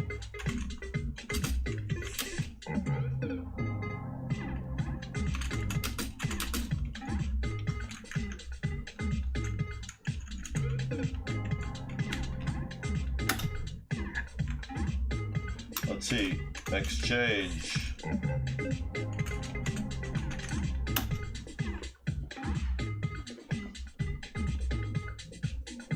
So in this particular position, Rogan, I haven't got that in yet. I know it's a simul, but it's actually good to learn from for both of us. Bishop f5 certainly, and I'm worse, right? But by exchanging in this position, you improve my knight, and you run the problem of limiting yourself. Then you play the natural moves.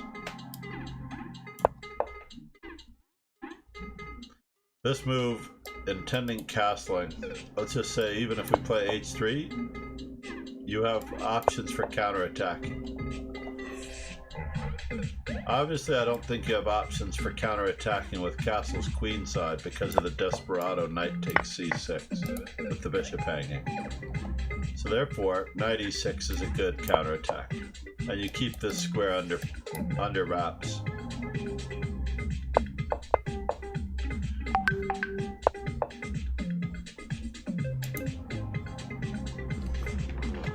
Let's do another one. Add calm. Trust.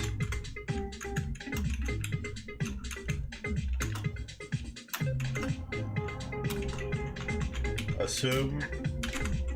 Nothing. Check.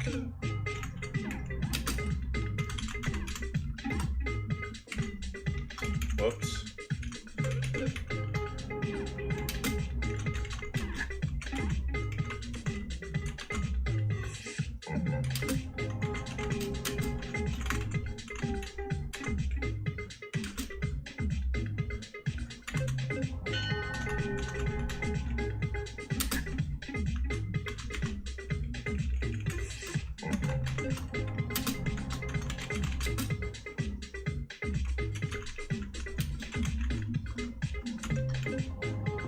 Is that gonna do it?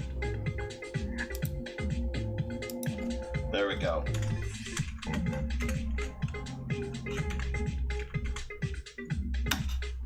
Trust.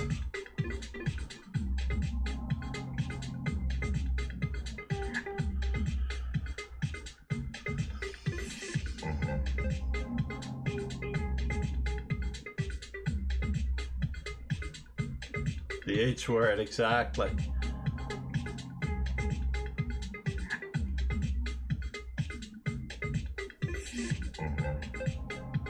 Yeah, Ulf Anderson was a very quiet fellow, I have to admit. Yeah, this was a bummer. Did we agree to a draw because I was running out of time?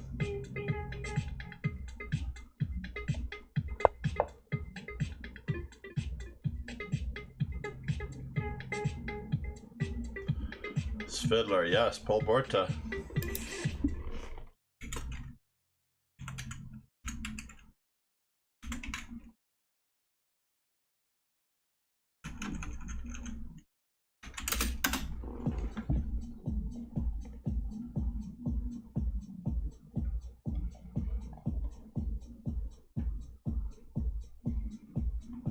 Yeah, GM Chess Strategy by, was it Mueller that wrote GM Grandmaster Chess Strategy?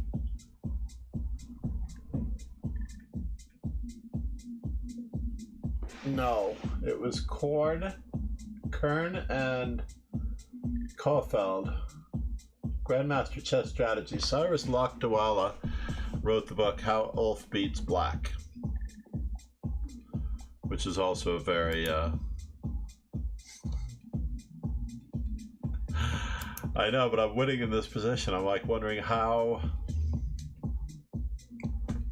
I must have been low on time, or it's because I like you.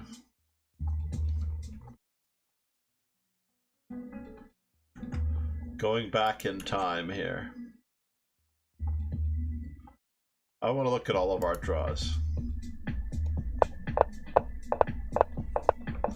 So this was the match, right? This is the second draw. So what happened in this position? Again,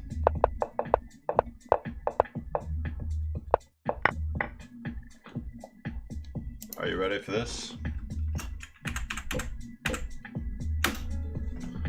All exchanges are bad for you unless you know why they're good for you. Don't give up your center like that. Just don't do it. Don't even think about giving up your center.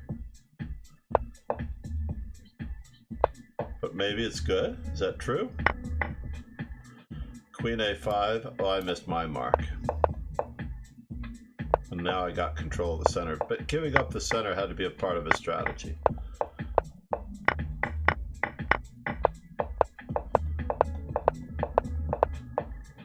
Strange. Free pawn. I had to just extract myself very, very carefully, and I did not extract myself very carefully.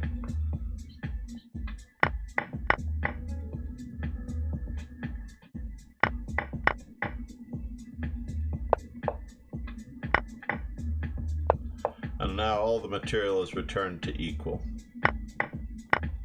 But black has more activity, probably has better pieces. What happened here? I lose. Yes, I do lose.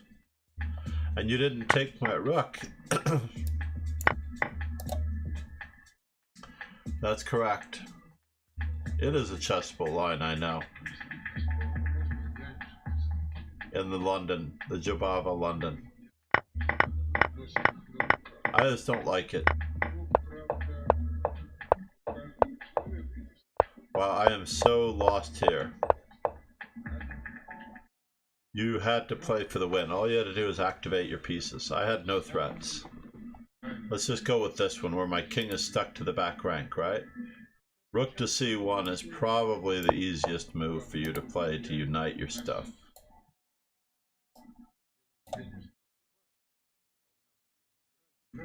And you can force the exchange of queens.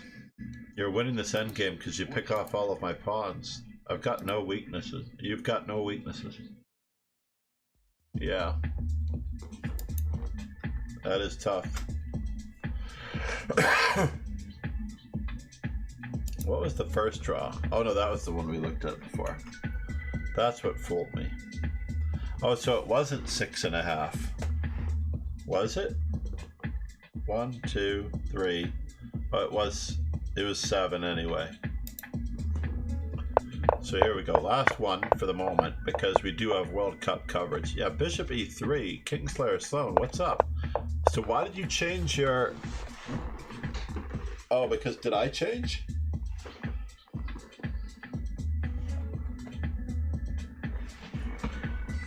How is this different from the other game?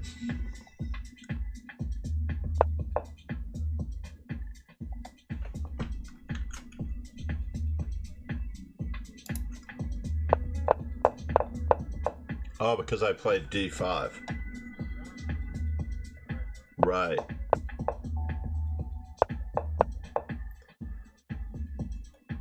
But A6 is not a threat. I should just play C5. This is my blunder because knight to B5 is not a threat because of Queen A5 check driving the knight back. Yeah, absolutely. E6 probably okay as well. Bishop F5. C5 though appeals to me most. A6 is the most popularly played move.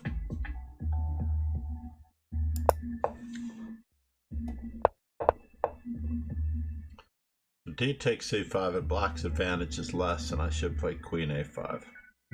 Fascinating. I just don't like the concept of this opening, giving up the center. John Bartholomew's London course. Exactly. Oh yeah.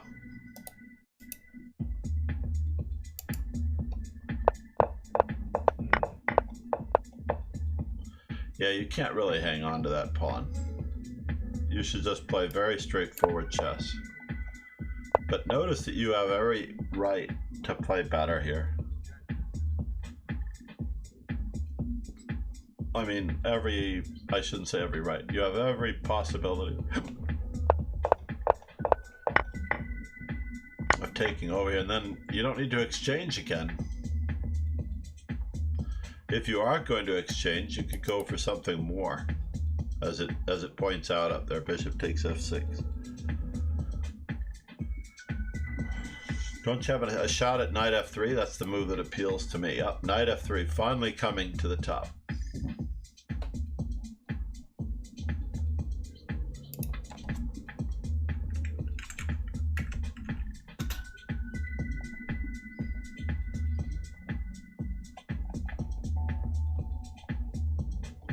In any event, what ended up happening here?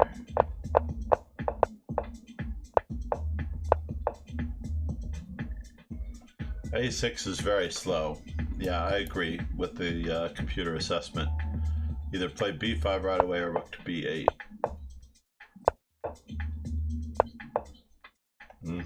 You had a lot of counterplay here with knight e4, yeah? I don't know about a lot of counterplay, but you definitely had counterplay because of the weakness of this diagonal. I felt like I was getting something here.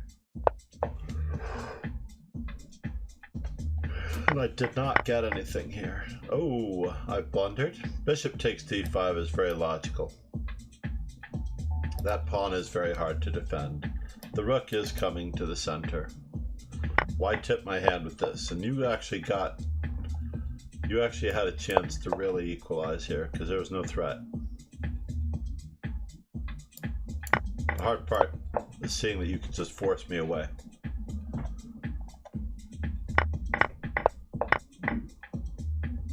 Now you're in trouble because of the king's safety. Got it. Yuck, yuck, yuck, yuck. So again, it's leading down to, as Rogan put it, a bad pre-move. Oh yes, I remember this one now. You pre-moved rook takes a2 and you got me.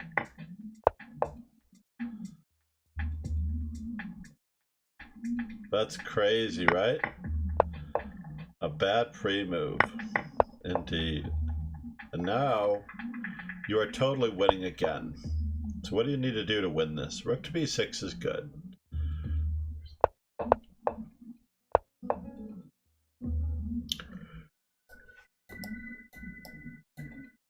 Yeah, putting your king on g5 would definitely make my life miserable. You have to improve your worst placed pieces, yeah?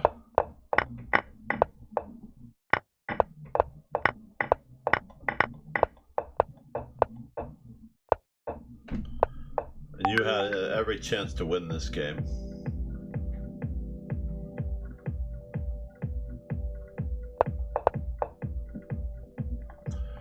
You have an outside pass pawn, all you have to do is come up and take off my pawns. You always have a protected pass pawn. So I can't really ever take that, and you just keep improving your king position.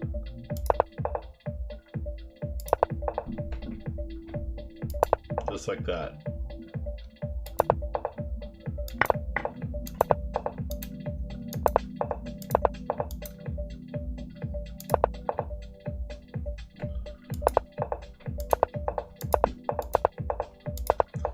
Once again, yeah, it's all over.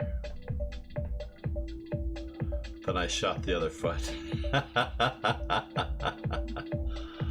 You have a good sense of humor, sir. I don't really know if I want to look at your losses that closely, only because I know you played really, really well in those games. The losses when you're winning are uber sensitive and hurt that much more. I'm glad that you want to look at your games.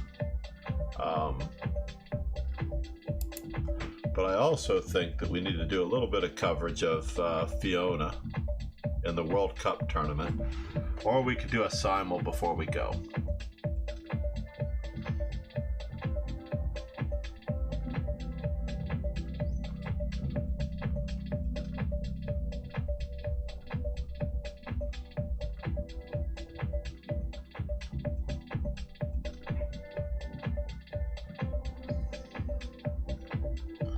These two are Chess's favorite couple at the moment. Absolutely. Anything is good. I think that before the World Cup coverage gets a little too old, Mikhail Krasenkov, I would need to do a book of his games as well. Now we're going to send you over, and then I'm going to restart the stream for a simul perhaps at another time, whether it's later today or not, because I have billiards today. We're going to raid GM Hikaru, which is being read by Fiona and the ever so lovely Alex, whose voice is a dream. Somewhere between, I forget what I referred to it as, Chris O'Dowd and the elegance of Fiona. Thank you, Tiresias. It is a good time before the sun gets out. Thanks to everyone for coming. Mayor Pan, always great to have you. You're the best. I cannot wait to be able to play in a tournament with you soon. Oh, we have Trevlar from Detroit hiding among our moderators. Trevlar has been with me since the very beginning, May or June of last year when I first started streaming. Nico, great to see you. Warnaki, keep up the pessimistic views. I know you're going to lose someday the way you want to lose. I don't know. Zip Shavitz, Sad Girl, yada yada yada. Sean, great to see you. Tiresias again. Cheers, everybody. Have a great day. Enjoy the stream, the World Cup stream. I love the commentary, and I love the commentators. Ciao.